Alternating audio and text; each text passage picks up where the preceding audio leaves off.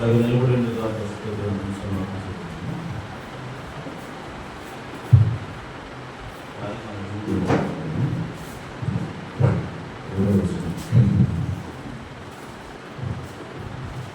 దేవుడైన యెహోవా నేల మట్టితో నరుని నిర్మించి వారి నాసిక రంధ్రములలో జీవవాయువును వదలగా నరుడు జీవాత్మ అని. అలాగే 18 నుంచి 9 వస్తున్నాం. మరియు దేవుడైన యెహోవా నరుడు ఒంటరిగా ఉంటే మంచిది కాదు, వానికి సాటి అయిన సహాయం వారికి చేయనుకోండి.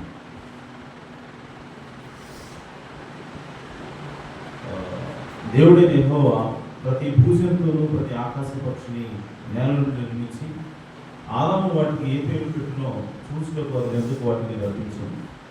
జీవం గల ప్రతిదానికి ఆదాము ఏ పేరు పెట్టినో ఆ పేరు దానికి కలిగింది.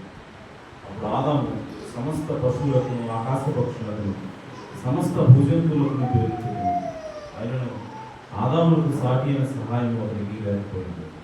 అప్పుడు దేవుడైన యెహోవా ఆదాములకు గాఢంగా కలుగు చేసి అతడు నిద్రించినప్పుడు అతని ప్రకటనలో ఒకదానిని తీసి ఆ చోటును మాంసంతో పూడ్చివేసింది. తరువాత దేవుడైన యెహోవా తాను ఆదామును తీసిన ప్రకటనకు స్త్రీనిగా నిర్మించి ఆమెను ఆదాములకు తీసుకుని వచ్చి అప్పుడు ఆదాము ఎట్లని, నా ఎముకల్లో ఒక ఎముక, నా మాంసంలో మాంసము, ఇది నరుల నుండి తీయబడిన కనుక నారి అనబడు. కాబట్టి పురుషుడు తన తండ్రిని తల్లిని విడిచి తన భార్యను పట్టుకుని వారు ఏక శరీరమే ఉండదు. దేవుడు తన పురుషుల వాక్యం దీవించిందన్న తర్వాత చిన్న ప్రార్థన చేస్తుంది. జీవులైన దేవాస్తోకాల సమయంలో మరొకసారి ఈ సందేహం కోరుకుంటున్నాడు. ఈ వారమంతట్లో మేము అనేక పరిస్థితులు గుండా వెళ్ళినప్పుడు మీరు మా తోడును నడిపించారు ప్రభు. యా మరణపు లోయలో నడిచినాను, మీరు మాతో ఉంటారని వాగ్దానం చేసిన దేవుడు. నిన్ను విడువను ఎడబాయను, నువ్వు ఈ ఆంతంలో నేను నీతో ఉంటానని వాగ్దానం చేసిన దేవుడు. నువ్వు నమ్మదగిన దేవుడు ప్రభు. కనుక ఈరోజు మేము నా విధంగా సాక్ష్యం చెప్పగలుగుతున్నాం. ఆయన మీ మాటలు సత్యమని ఈనాటికి మేము రుజువు చేసుకోగలుగుతున్నాం ప్రభు. అందుబట్టి మీ నామానికి మహిమ ఘనత ప్రభావం ఆరోపిస్తున్నాం. ఇదిగో ఆయన ఉదయకాల సమయంలో మా జీవితాలను సరి చేసుకోవడానికి ప్రభువా, మా హృదయాలను ఆయన సరి చేసుకోవడానికి, మా నడకలను సరి చేసుకోవడానికి అయా మీ వాక్యానికి వచ్చి ఉన్నాము. ఇదిగో నాయన పరలోకపు ప్రయాణంలో అయా నా తండ్రి కావలసిన శక్తిని మేము పొందుకోవడానికి, కావలసిన విశ్వాసం పొందుకోవడానికి అయా మీ సన్నిధికి వచ్చి ఉన్నాము తండ్రి. అయా ఉదయకాల సమయంలో దర్శించండి, అయా మమ్మల్ని సంధించండి. ఎందుకంటే నీ ఆత్మ జీవింపచేసేది ప్రభు. అయా నా తండ్రి, అయా నీ ఆత్మే నీ వాక్యము బ్రతికించేది ప్రభు. అయా అదే మా పాదములకు దీపమైనదని అయా మీ వాక్యం రాయబడింది ప్రభు. అయా నా తండ్రి దేని చేత నరులు తమ నడతను సరి చేసుకుంటారంటే దేవుని వాక్యం చేతనే ప్రభు. అయా నా తండ్రి ఈ లోకంలో నాయన మేము ఎలా బ్రతకాలో, అయా నా తండ్రి ఏ పని చేయాలో, ఎలా చేయాలో, అయా సమస్తం కూడా మీ యొక్క ఆలోచన ప్రకారం చేయాలన్నది మా ఉద్దేశం అనేది ప్రభు. ఒకవేళ ఉద్దేశం లేకపోతే ఈ రోజునైనా ఉద్దేశాన్ని కలిగించమని ప్రార్థిస్తున్నాం ప్రభు. సహాయం ఇదో నాయన మా జీవితంలో ఏది ప్రాముఖ్యం కాదు కానీ మీ వాక్యం మాత్రమే, అయా నా తండ్రి మీరు మాత్రమే ప్రాముఖ్యతగా ఉండాలి ప్రభు. అయా ప్రథమ స్థానంలో మీరు మాత్రమే ఉండాలి ప్రభు. అటువంటి హృదయాలను మాకు దయచేయమని ప్రార్థిస్తున్నాం. ఉదయకాల సమయంలో చదివిన వాక్య భాగం నుంచి మీరే మాతో మాట్లాడండి ప్రభు. అయా మమ్మల్ని దర్శించండి ప్రభు. అయా మా కనికరం చూపండి ప్రభు. మా అపరాధములను, అతిక్రమములను, దోషములను క్షమించండి. ఈ రక్తం కింద తీసుకొస్తున్నాను ప్రభు. అయా సహాయించండి. అల్పుడు నైపుణి ప్రభు. నిలబడి నేను కేవలం నిమిత్త మాత్రుని ప్రభు. అయా ఈ వాక్యం ద్వారా ప్రభు మీరే మాట్లాడండి ప్రభు. నన్ను మరుగు చేసుకునండి తండ్రి. ఎలా మాట్లాడాలో, ఏ మాట్లాడాలో తెలియదు ప్రభు. ఏ రకమైన వచ్చిన అందరితో మాట్లాడమని మమ్మల్ని దీవించమని ఆస్వాదించమని ఆ ప్రభువులు రక్షకుడునైనా యేసుక్రీస్తు నామములో ప్రార్థించి వేడుకుంటున్నాం ప్రభు. కూర్చోవచ్చు. హల్లెలూయా. చాలా సంతోషం. మరి సాక్ష్యాలు చెప్పారు. మరి దేవుడు అనేక ప్రమాదాల నుంచి తప్పిస్తూ ఉన్నాడు. అంటే దేవుడు ఎల్లప్పుడూ కూడా మనతో ఉన్నాడు అర్థం.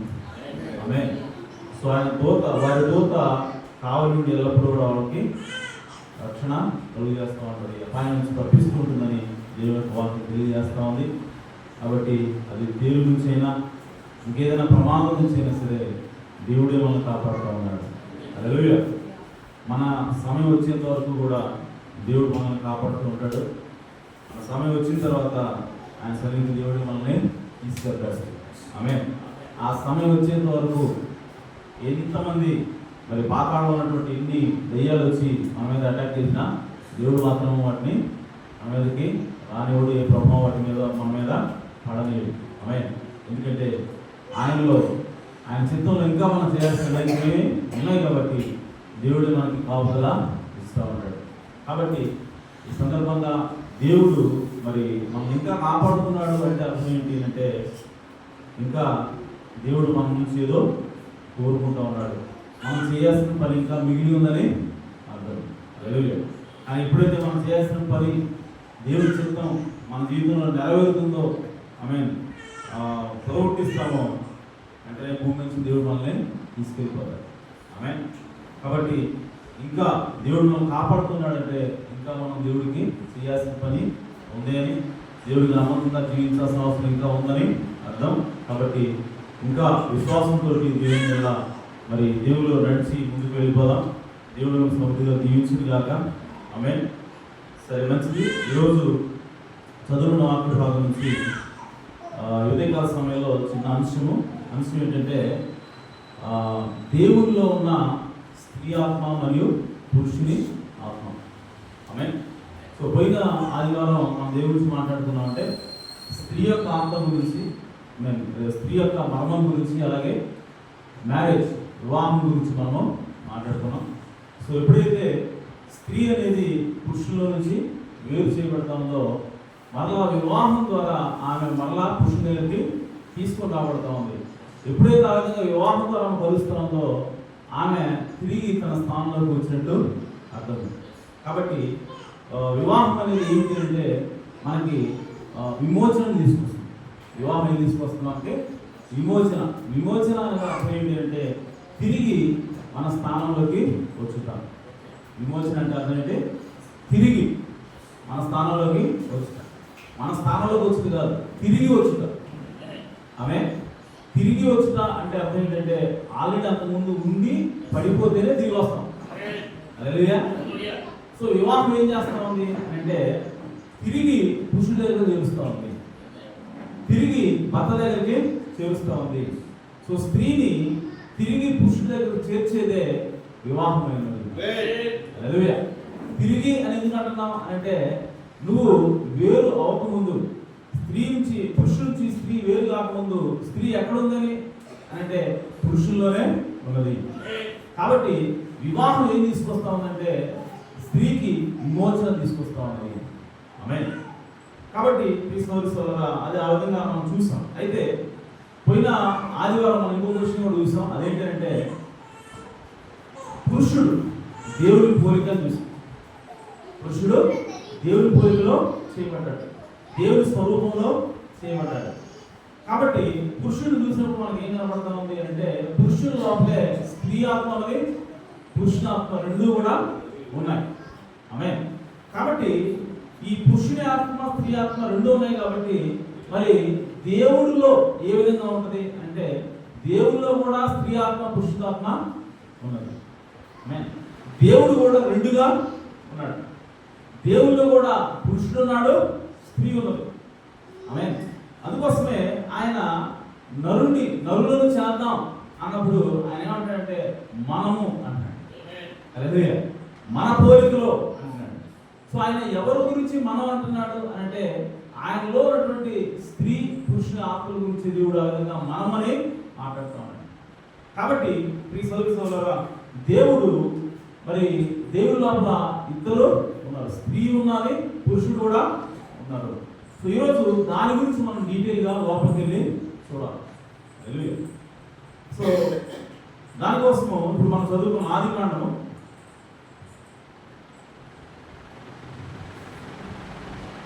2వ అధ్యాయము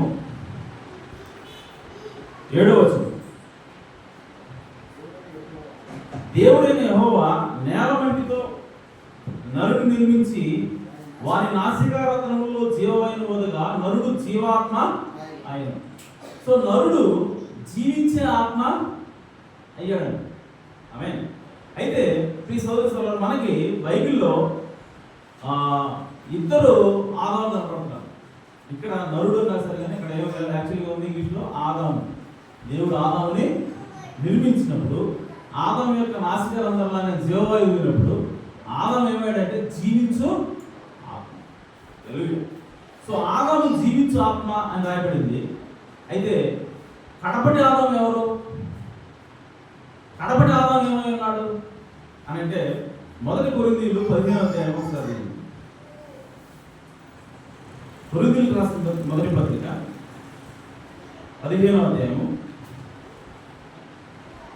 45వ వచనం.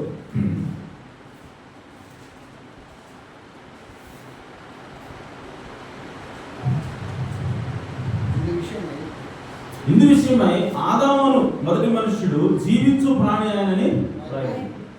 నరుడు జీవించు ప్రాణి, జీవించు ఆత్మ అని రాయబడింది. ఇక్కడ ఆదాము మొదటి మనుష్యుడు జీవించు ప్రాణి అని రాయబడినది. కడపటి ఆదాము జీవింపచేయు ఆత్మ ఆయన. అంటే మొదటి ఆదాము మట్టిలోంచి తీయబడినటువంటి మొదటి ఆదాము ఆయన జీవించే ఆత్మ. అంటే ఆయనకి ఎవరో ప్రాణం పోయారు. ఆమేన్. సో ఆయన ఇంకొకరి ద్వారా జీవింపచేయబడతాడు. కానీ కడపటి ఆదాము అయితే ఆయన జీవింపచేసే ఆత్మ. ఆమేన్. ఏమన్నది? ఇందు విషయం ఆయన కడపటి ఆదాము జీవింపచేయు ఆత్మ. అంటే ఇతరులకు జీవాన్ని ఇచ్చే ఆత్మ కడపటి ఆదాము ఆత్మ. హల్లెలూయా. అనగా యేసుక్రీస్తు ఇతరులను జీవింపజేస్తాడు, యేసుక్రీస్తు ఇతరులకు నిత్య జీవాన్ని ఇస్తాడు. కానీ మొదటి ఆదాము దేవుని చేత నిత్య జీవాన్ని పొందుకున్న వ్యక్తి. కానీ కడపటి ఆదాము అయితే ఇతరులకు నిత్య జీవాన్ని ఇచ్చే వ్యక్తి అన్నాడు. హల్లెలూయా. కాబట్టి మొదటి ఆదాము జీవించు ఆత్మ, కడపటి ఆదాము జీవింపచేయు ఆత్మ. అది మొదటి ఆదాముకి కడపటి ఆదాము మధ్య తేడా. హల్లెలూయా. అలాగే ఈ ఆదికాండం 2వ అధ్యాయం మళ్ళీ కనెక్ట్ 18వ వచనం.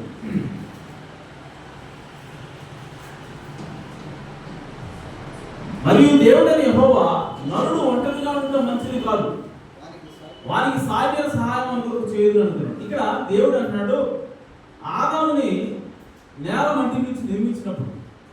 ఆమేన్. సో మొదటి అధ్యాయంలో మీరు చూస్తే మొదటి అధ్యాయంలో నరులను చేద్దాం అనుకున్న తర్వాత వారిని ఆడుదాని గాను మగదాని గాను చేశాడు. ఎలా చేశాడు? స్త్రీని గాను పురుషుని గాను చేశాడు. ఎవరిని? ఆదాముని చేశాడు. వారికి ఆదామని పేరు పెట్టాడు. సో ఇద్దరు మనుషులు ఉన్నారు, స్త్రీ పురుషులు ఇద్దరు ఉన్నారు, కానీ ఒకటే పేరు ఉన్నవాడు. ఏంటా పేరు అంటే ఆదాము.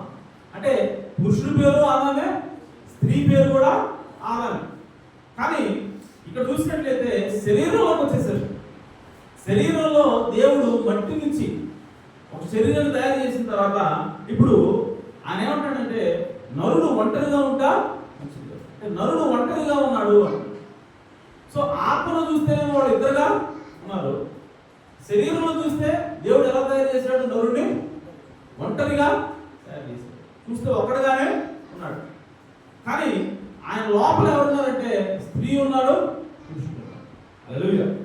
సో అప్పుడు చూడండి, ఆ స్త్రీ ఆత్మ పురుషాత్మ లోపల కలిగినటువంటి ఒకడే ఆదాము, పైకి చూస్తే ఒకటిగానే ఉన్నాడు.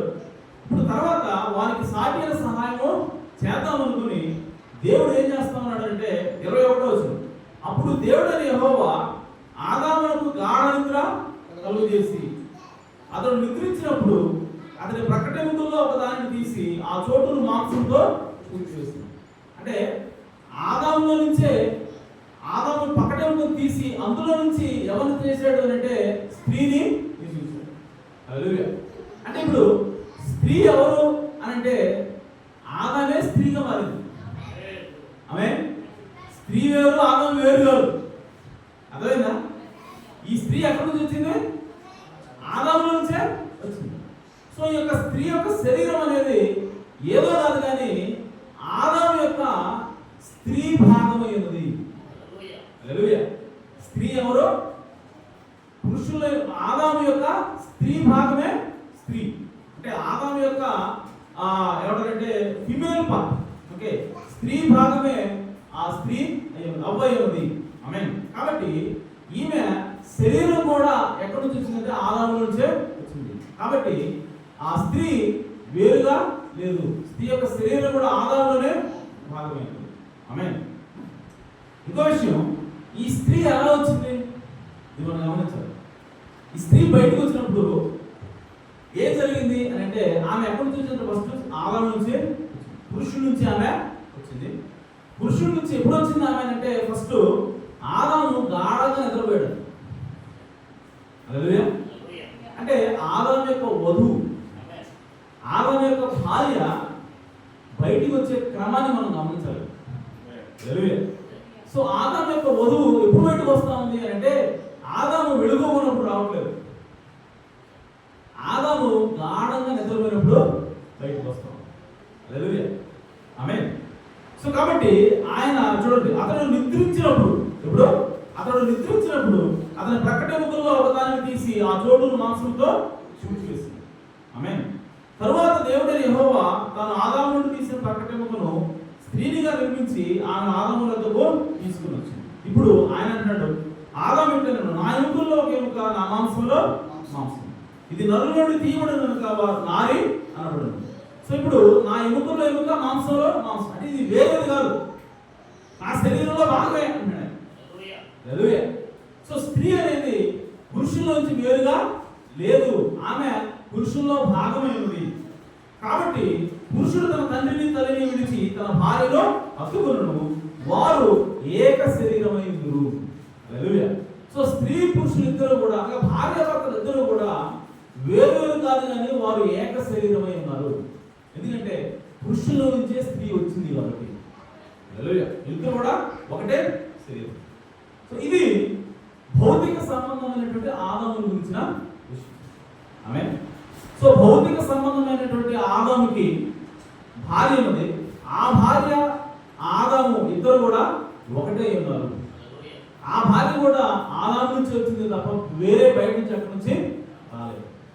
అయితే ఇప్పుడు ప్రశ్న ఏంటంటే, మరి భౌతిక సంబంధమైన ఆదాము పరిస్థితి ఎలా ఉంటే ఆత్మ సంబంధమైన ఆదాము పరిస్థితి ఏంటి? కడపటి ఆదాము పరిస్థితి ఏంటి? హల్లెలూయా. మరి కడపటి ఆదాము సంగతి ఏంటి? కడపటి ఆదాము భార్య సంగతి ఏంటి? హల్లెలూయా. సో దాని గురించే ఈరోజు మన అంశమైంది. ఆమేన్. నిన్న వరకు ఏం చూసామంటే భౌతిక సంబంధమైనటువంటి ఆదాము యొక్క భార్య ఎక్కడి నుంచి వచ్చింది, ఆ భార్యకి ఆదాముకి సంబంధం ఏంటి, ఆమె ఇది చూసాం. ఈరోజు కడపటి ఆదాము యొక్క భార్య గురించి, కడపటి ఆదాము గురించి ఈరోజు ఉన్నాడు. సో ఎఫెసీయులకు రాసిన పత్రిక 5వ అధ్యాయం చదువుదాం. ఎఫెసీయులకు రాసిన పత్రిక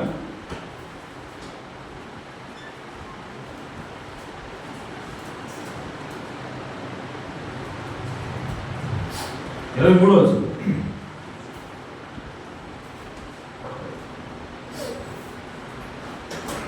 క్రీస్తు సంఘమునకు శిరస్సు అయిన లాగున పురుషుడు భార్యకు శిరస్సు అయి ఉన్నాడు.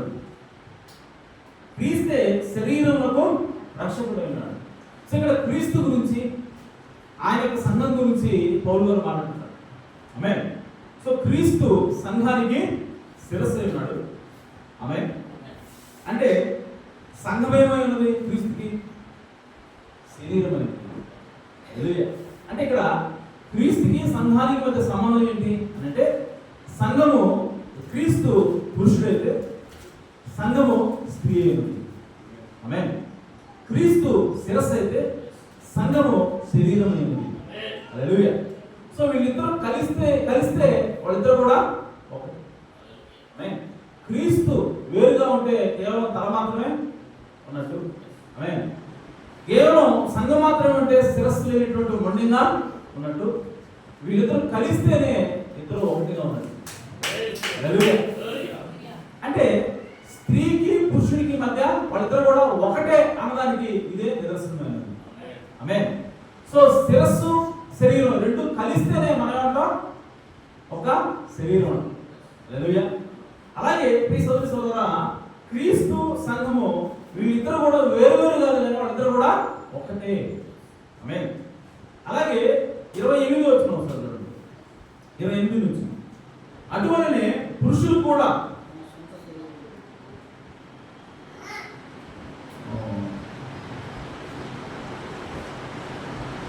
24 చదువు. సంఘము క్రీస్తులకు లోబడినట్టుగా భార్యలు కూడా ప్రతి విషయంలో తమ పురుషులకు లోబడవలను. పురుషులారా మీరు మీ భార్యలను ప్రేమించుడి. సో పురుషుల నుంచి భార్యకి ఏం రావాలి? ప్రేమ వెళ్ళాలి. అటువలే క్రీస్తు కూడా సంఘమును ప్రేమించి అది కళంకమైనను ముడతైనను అటు మరి ఏదైనను లేక పరిశుద్ధమైనది గాను నిర్దోషమైనది గాను మహిమగల సంఘము గాను ఆయన తన ఎదుట దాన్ని నిలబెట్టుకున్నవాళ్ళని వాక్యముతో ఉదక స్నానం చేత దాన్ని పవిత్రపరిచి పరిశుద్ధపరచుకే దాని కొరకు తను తాను అప్పగించుకున్నాను. ఆమేన్. సో దేవుడు ఇక్కడ ఏమంటాడంటే యేసుక్రీస్తు సంఘం కోసం కష్టపడుతున్నాడు. యేసుక్రీస్తు సంఘాన్ని సిద్ధపరచడం కోసం కష్టపడుతున్నాడు. సో ఈ సంఘాన్ని సిద్ధపరచాలని ఎవరు అనుకున్నారు అని అంటే యేసుక్రీస్తు అనుకున్నాడు. సంఘం అనుకోవాలి. ఆమేన్.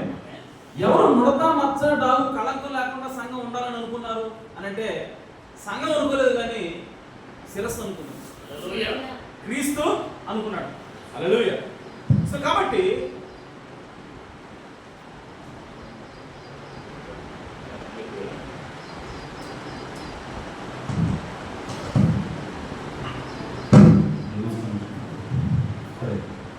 సో ఇప్పుడు ఎవరు కళంకం లేకుండా ఉండాలి, ముడత లేకుండా మచ్చ లేకుండా ఉండాలి సంఘం అని ఎవరు అనుకుంటారంటే సంఘం అనుకోవట్లేదు కానీ క్రీస్తు అనుకుంటాం.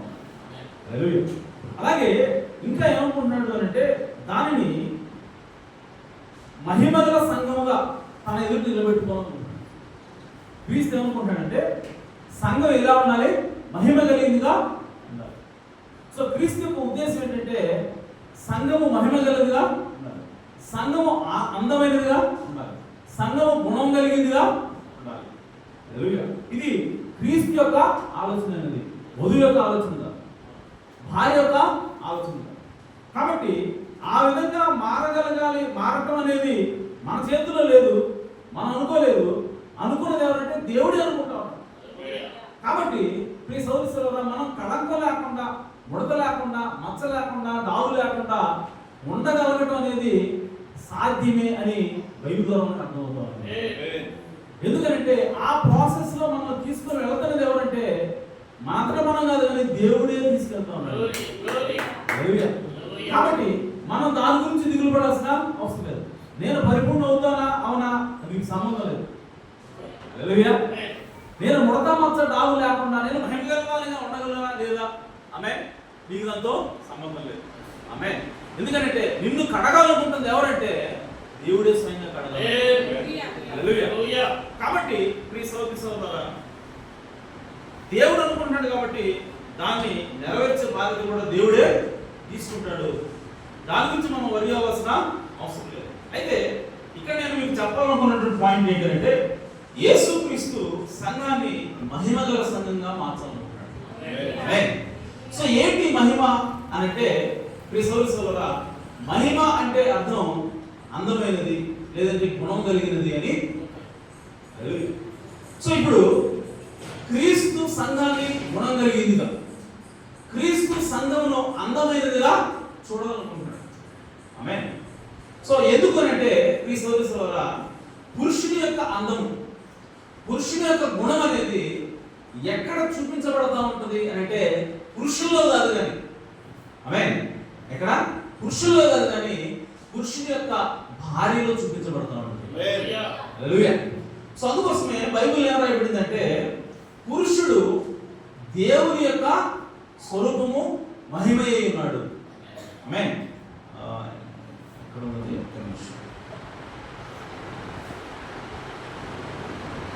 నేను దాన్ని చదివి ముందుకెళ్తాను. పురుషుడు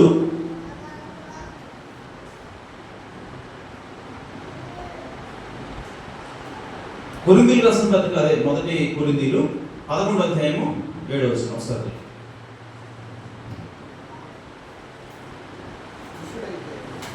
పురుషుడైతే దేవుడి మమ్మీ వస్తుంది.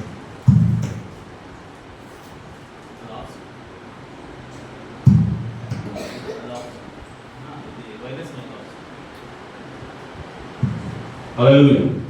సో పురుషుడైతే తీసారా సార్? మొదటి కొరింథీ. పురుషుడైతే దేవుని పోలికయు మహిమనై ఉన్నాడు కనుక తల మీద ముసుగు వేసుకొనకూడదు.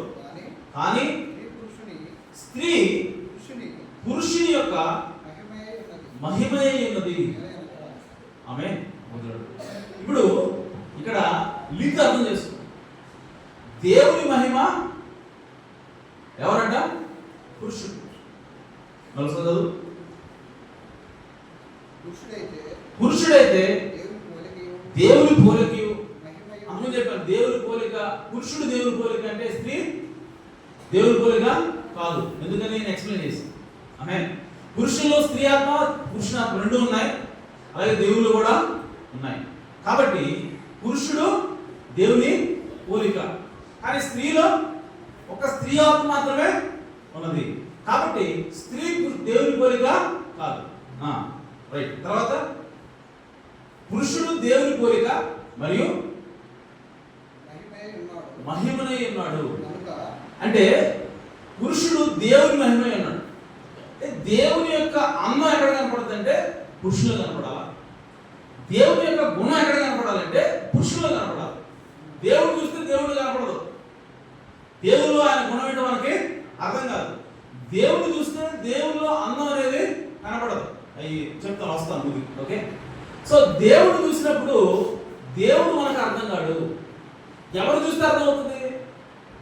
పురుషుడు చూస్తే అర్థమవుతుంది.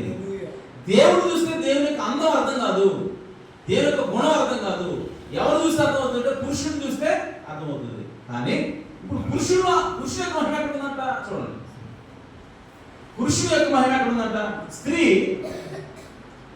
అయితే స్త్రీ చదవాలి. పురుషుడైతే దేవుని పోలికయు మహిమై ఉన్నాడు కనుక తల మీద ముసుగు వేసుకోకూడదు. కానీ స్త్రీ పురుషుని మహిమై ఉన్నది. చూడండి. సో దేవుని యొక్క మహిమ పురుషుడు. ఇప్పుడు పురుషుడు యొక్క మహిమ ఏంటో చూడాలంటే మళ్ళీ ఎవరు చూడాలి? స్త్రీ చూడాలి. అంటే దేవుడిని చూడాలంటే పురుషుడు చూడాలి. పురుషుడు ఎలా ఉంటాడో తెలుసుకోవాలంటే ఎవరు చూడాలా? సో స్త్రీని చూసినప్పుడు మనకి పురుషుడు యొక్క మహిమ అర్థమవుతూ ఉంటుంది, పురుషుడు యొక్క గుణం అర్థమవుతూ ఉంటుంది. సో అది మనం చూసినప్పుడు దేవుడు మనము చూడగలుగుతాం. హల్లెలూయా. సో కాబట్టి ఇక్కడ పురుషుని యొక్క మహిమ, పురుషుని యొక్క అందం ఎక్కడ ఉంది అంటే పురుషుల్లో లేదు. పురుషుని యొక్క గుణం నువ్వు తెలుసుకోవాలంటే అది పురుషుల్లో లేదు, కానీ ఎక్కడ ఉందంటే స్త్రీలో ఉన్నది. హల్లెలూయా. అందుకోసమే ఈ ప్రకృతిలో అందంగా ఉండేది ఏమిటి అంటే పురుషుడు అందంగా ఉండడం, స్త్రీ మాత్రమే అందంగా ఉంటాడు. హల్లెలూయా. ఎందుకంటే పురుషుడు యొక్క అందం అంతా కూడా ఎక్కడ దేవుడు బయటపెడుతున్నాడు? స్త్రీలో బయటపెడతాం. ఇప్పుడు ఆయన అంటాడు, నేను ద్రాక్షావల్లిని, మీరు తీగలో. హల్లెలూయా. సో ద్రాక్షావల్లి యొక్క ఫలం నువ్వు చూడాలంటే ద్రాక్షావల్లిలో కనపడుద్దా? ద్రాక్షావల్లిలో ఉన్నటువంటి ఆ మధురమైనటువంటి ఆ ఫలాన్ని నువ్వు తినాలంటే ద్రాక్షావల్లిలో కనపడుద్దా? ఎక్కడ కనపడుద్ది? తీగల్లో కనపడుద్ది. హల్లెలూయా. సో కాబట్టి దేవుని యొక్క గుణం నువ్వు తెలుసుకోవాలంటే అది పురుషుల్లో బయటపడతా ఉంటుంది. పురుషుల్లో కూడా నువ్వు చూడలేదు. పురుషుల్లో మహిమ ఎక్కడ కనపడుతుందంటే స్త్రీలో కనపడతా ఉంది. సో ఇప్పుడు పురుషుని అర్థం చేసుకోవాలంటే ఎవరు చూడాలంటే స్త్రీని చూడవలసి ఉన్నది. హల్లెలూయా. సో కాబట్టి పురుషుడు ఎంత అందంగా ఉన్నాడో నువ్వు చూడాలంటే అతని భార్యను చూడాలి. పురుషుడు ఎంత గుణవంతుడో చూడాలంటే నువ్వు అతని భార్యని చూడాలా. అప్పుడు నీకు అతని గుణమో అర్థమవుతుంది. ఇది దేవుడు పెట్టినటువంటి క్రమమైనది. అందుకోసమే స్త్రీ పురుషుని యొక్క మహిమ ఉన్నది. కాబట్టి పురుషుడు అందంగా ఉండడు, పురుషుడికి ఒక స్వరూపం అనేది ఉండదు. మరి ఎవరు ఆయన అందాన్ని ప్రతిస్పందిస్తారు? పురుషుల యొక్క అందాన్ని ఎవరు ప్రతిబింబిస్తారంటే స్త్రీ ప్రతిబింబిస్తూ ఉంటుంది. హల్లెలూయా. యేసుక్రీస్తు కూడా ఈ భూమి మీదకి వచ్చినప్పుడు ఆయన గురించి రాయబడింది అంటే ఆయనలో ఎలాంటి స్వరూపమో లేదు, సొగసైనను స్వరూపమైనను లేదు. అందరి చేత తృణీకరించబడిన వాడిగా ఆయన ఉన్నాడు. ఎవరు? దేవుడు. సో దేవుడికి అందం లేదంట, దేవుడికి సొగసు లేదంట, దేవుడికి స్వరూపము లేదు. మరి ఆయన అందం కాదా? ఆయన అందంగా లేడా? ఆయనలో గుణం లేదా? సొగసు లేదా? స్వరూపం లేదా? ఉంది. కానీ అది చూడాలంటే నువ్వు ఎక్కడ చూడాలా? ఆయన వధువులో చూడాలి. అందుకోసం ఆయన ఏమంటాడంటే, నేను నా వధువుని మహిమ గలవానిగా చేస్తాను, నేను నా వధువుని కళంకం లేనిదిగా చేస్తాను, నేను నా వధువుని ముడత లేనిదిగా చేస్తాను, నేను నా వధువుని అందమైన దానిగా చేస్తాను. హల్లెలూయా. ఎందుకంటే క్రీస్తు యొక్క గుణం అనేది తన యొక్క వధువులో ప్రతిబింబిస్తూ ఉంటుంది. కాబట్టి ఆయన ఏమంటాడంటే, నేను మా సంఘమును మహిమగల సంఘముగా చేస్తాను. ఎఫెసీయులకు రాసిన పత్రిక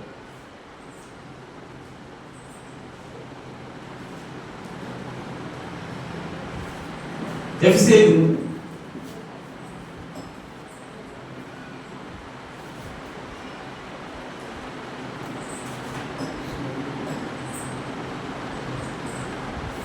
28.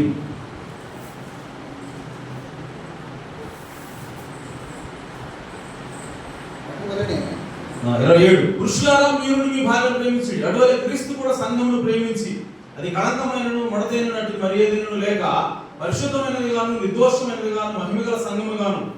మహిమగల సంఘం అంటే ఇప్పుడు మనకి అర్థమైంది. ఆయన తన ఎదుట దాన్ని నిలబెట్టుకున్నానని వాక్యముతో ఉదక స్నానం చేత దాన్ని పవిత్రపరిచి. ఇప్పుడు ముడత మచ్చ డాగు కళంకమైనటువంటి ఊరు రావాలంటే దేంతో స్నానం చేయించాలా? వాక్యంతో. హల్లెలూయా. అందుకోసమే ఆయన ఈ చివరి దినాల్లో ఒక వధువుని సిద్ధపరచాలని అనుకున్నాడు. కాబట్టి ఆయన తన వధువు దగ్గరికి ఏం తీసుకొచ్చాడు? వాక్యాన్ని తీసుకొచ్చాడు. ఈ రోజు పరిపూర్ణమైన వధువు రావాలి అంటే వాక్యంలోకి రావాలా? ఈ వాక్యంలో నువ్వు ఉండాలా? వాక్య ప్రత్యక్షత పొందుకున్నప్పుడే నీకు అది ఉదక స్నానం చేత నీలో ఉన్న ముడతనే ఏలం చేసేస్తుంది. నీలో ఉన్న డాగుని కడిగేస్తుంది. నీలో ఉన్న సమస్త లోకాన్ని కూడా తీసివేసి మహిమగల దానిగా నిన్ను మారుస్తుంది. హల్లెలూయా. కాబట్టి వాక్యముతో ఉదక స్నానం చేత దాన్ని పవిత్రపరిచి పరిశుద్ధపరచుటకై దాని కొరకు తను తాను అప్పగించుకొనెను. యేసుక్రీస్తు యేసుక్రీస్తు యొక్క దేవుని యొక్క చిత్తానికి తను అప్పగించుకున్నాడు. ఎందుకంటే సంఘాన్ని మహిమగలదానిగా చేయడం కోసం. ఆమేన్. అటువలే పురుషులు కూడా తమ సొంత శరీరంలో తమ భార్యలను ప్రేమింప వదులే ఉన్నారు. తన భార్యను ప్రేమించేవాడు తనను ప్రేమించుకుంటున్నాడు. తన శరీరం ద్వేషించిన వాడు ఎవడు లేడు కానీ ప్రతి వాడును దాన్ని పోషించి సంరక్షించుకున్నాడు. మనము క్రీస్తు శరీరమునకు అవయవమై ఉన్నాము కనుక అలాగే క్రీస్తు కూడా సంఘమును పోషించి సంరక్షించున్నాడు. సో మనము అనగా సంఘము, మనము అనగా వధువు క్రీస్తు శరీరానికి అవయవమై ఉన్నాము. ఆమేన్. కాబట్టి క్రీస్తు సంఘాన్ని పోషించి సంరక్షిస్తూ ఉన్నాడు. ఈ హేతువు చేత పురుషుడు తన తల్లిని విడిచి తన భార్యను హత్తుకును, వారిద్దరూ ఏక శరీరం అగుదురు. ఆమేన్. స్త్రీ పురుషులు ఇద్దరు కూడా ఏక శరీరం అగుదురు, లేదంటే స్త్రీ పురుషులు కూడా ఒకటే. ఆమేన్. ఈ మర్మము గొప్పది. హల్లెలూయా. ఏంటంట? ఈ మర్మము గొప్పది. అయితే నేను క్రీస్తును గురించి సంఘమును గురించి చెప్తున్నాను. ఆమేన్. సో స్త్రీ పురుషులు ఇద్దరు కూడా ఏక శరీరమై ఉన్నారు. స్త్రీ పురుషులు ఇద్దరు కూడా ఒకటే ఉన్నారు. ఈ మర్మము గొప్పది. ఏంటంటే మర్మం? స్త్రీ పురుషులు ఇద్దరు కూడా ఒకటే అన్నది మర్మమైనది. హల్లెలూయా. అలాగే ఆయన అంటాడు నేను క్రీస్తును గురించి సంఘమును గురించి చెప్తున్నా. అంటే క్రీస్తు సంఘం వీళ్ళిద్దరు కూడా ఒకటే ఉన్నారు. ఇది గొప్ప మర్మమైనది. ఈ రోజు ప్రియ సహోదరులారా, నీవు పరిశుద్ధాత్మను పొందుకోవాలంటే, నీవు రక్షించబడాలంటే, నీవు ఎత్తబడే విశ్వాసం నీకు రావాలంటే ఈ మర్మము నీకు బయలుపరచబడాలి. హల్లెలూయా. ఎందుకంటే క్రీస్తు సంఘము ఇద్దరు కూడా వేరు వేరు కాదు, ఒక్కటే. ఈరోజు దీని లోపలికి మనం తావబోతాం. ఆమేన్. క్రీస్తు సంఘము వీళ్ళిద్దరూ ఒక్కటే అలయ్యారు. ఇది గొప్ప మర్మం ఎందుకు అన్నాడు? ఆమేన్. ఈ గొప్ప మర్మం తెలుసుకుంటేనే మనకి ఎత్తబడే విశ్వాసం వస్తుంది. హల్లెలూయా. కాబట్టి ఈ మర్మం అంటే మనం ఈరోజు చూడాలి. ఏంటా మర్మం అంటే క్రీస్తు సంఘం ఇద్దరు ఒకటే. అది చెప్పడానికి ముందు ఆయన ఏమంటాడంటే స్త్రీ పురుషులు ఇద్దరు కూడా ఒకటే. ఆమేన్. సో క్రీస్తుని సంఘంలో అర్థం చేసుకోవాలంటే ఎవరు చూడాలంటే స్త్రీని పురుషుని చూడాలి. క్రీస్తుని తన భార్య వధువును అర్థం చేసుకోవాలి, ఏకత్వాన్ని అర్థం చేసుకోవాలంటే ఆమేన్ పురుషుని తన భార్య యొక్క ఏకత్వం ఎలా ఉందో అర్థం చేసుకోవాలి. హల్లెలూయా. ఇది అర్థమైతే నీకు ఇది కూడా అర్థమవుతుంది. హల్లెలూయా. సో కాబట్టి ఈ సోదరులారా, ఈ మర్మము గొప్పది. అదేంటంటే క్రీస్తు సంఘము వేరు కాదు, ఇద్దరు ఒక్కటే. హల్లెలూయా. సో ఈరోజు మనము దాని గురించి వెళ్ళాలి. ప్రవక్త ఒక అర్థం చెప్తాడు, ఫిలదెల్ఫియా సంఘకాలము అనే అర్థమానంలో ప్రవక్త ఏమంటాడంటే 10 మంది కన్యకల గురించి, బుద్ధి గల వారు బుద్ధి లేని వాళ్ళ గురించి ప్రవక్త మాట్లాడుతూ ఆయన నూనె గురించి మాట్లాడుతున్నాడు. ఎందుకంటే బుద్ధి గల వాళ్ళు దీపాల్లో నూనెతో పాటుగా అదనంగా నూనె వాళ్ళు తీసుకుంటారు. బుద్ధి లేని వాళ్ళు మాత్రము కేవలం గుడ్డులో మాత్రమే నూనె తీసుకెళ్లారు, కానీ వాళ్ళు పాత్రలో నూనెని తీసుకెళ్లారు.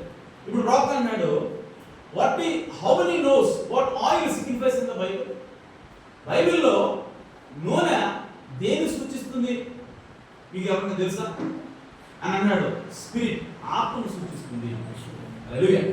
సో నూనె అనేది ఆత్మని సూచిస్తాం. Now one couldn't say you are not sanctified, I am not. So ఒకడు నువ్వు పరిశుద్ధపరచబడలేదు, నేను పరిశుద్ధపరచబడ్డానని ఈ 10 మంది కన్యకల్లో ఒకరికొకరు చెప్పుకోలేరు. ఎందుకంటే ప్రవక్త దే వాస్ ఆల్ sanctified, వాళ్ళందరూ కూడా పరిశుద్ధపరచబడ్డారు. ఆమేన్. ఎందుకంటే వాళ్ళందరూ కూడా కన్యకలే. ఎవ్రీ వన్ ఆఫ్ దెమ్, వాళ్ళ ప్రతి ఒక్కళ్ళు కూడా ఆల్ sanctified, వాళ్ళందరూ కూడా పరిశుద్ధపరచబడ్డ వాళ్ళే. బట్ 5 వాస్ వైజ్ ఇనఫ్ అని వాళ్ళు 5గురు తెలివి కలిగిన వాళ్ళు, వాళ్ళు 5గురు జ్ఞానం కలిగిన వాళ్ళు. ఏంటా జ్ఞానము అంటే ప్రత్యక్షత సంబంధించిన జ్ఞానాన్ని పొందుకోవడానికి వాళ్ళకి తగిన జ్ఞానం ఉందండి. హల్లెలూయా. అనగా ప్రత్యక్షతను పొందుకోవడానికి తగిన జ్ఞానం కలిగిన వాళ్ళే వాళ్ళు తెలివైన వాళ్ళు, లేదంటే జ్ఞానం కలిగిన వాళ్ళని ఏర్పడతారు. ఇంకా అంటాడు టు క్యాచ్ ద డోర్.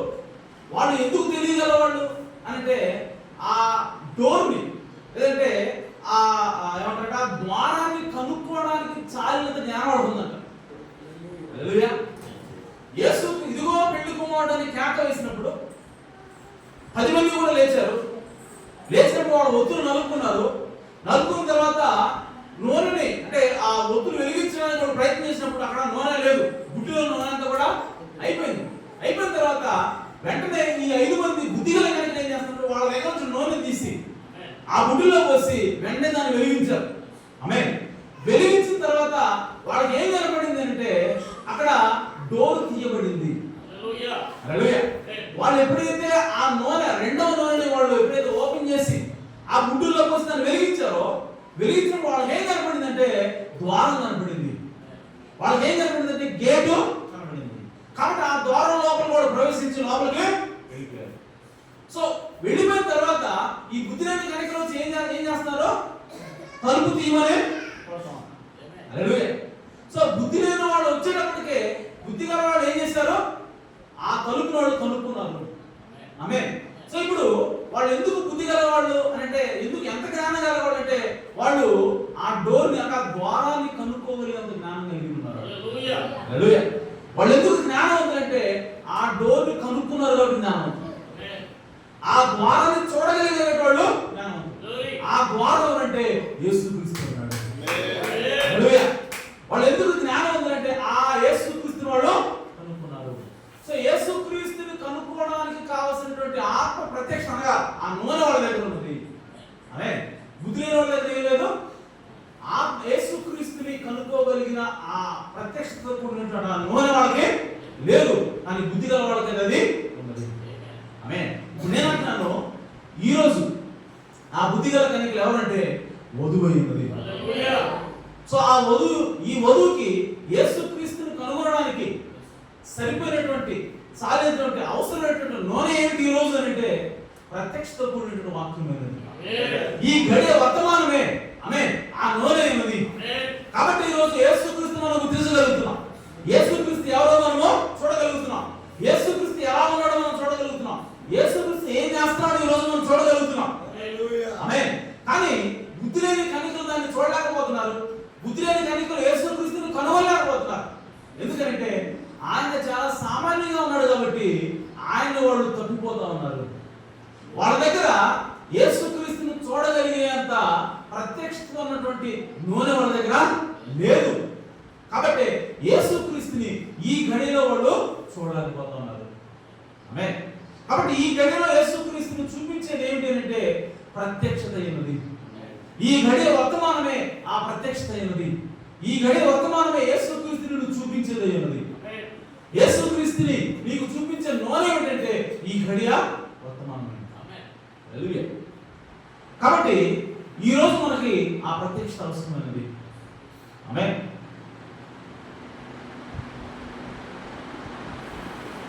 ప్రవక్త ఇంకా అంటాడు, they earnestly contend for the faith. మీరు ఆ ఆది విశ్వాసం కొరకు మీరు పోరాటం కలిగి ఉండండి అని చెప్పి వర్తమానంలో 55 సంవత్సరాలు బోధించాడు ఆయన. ఆయన అంటాడు 109 Paul was down here in the natural realm.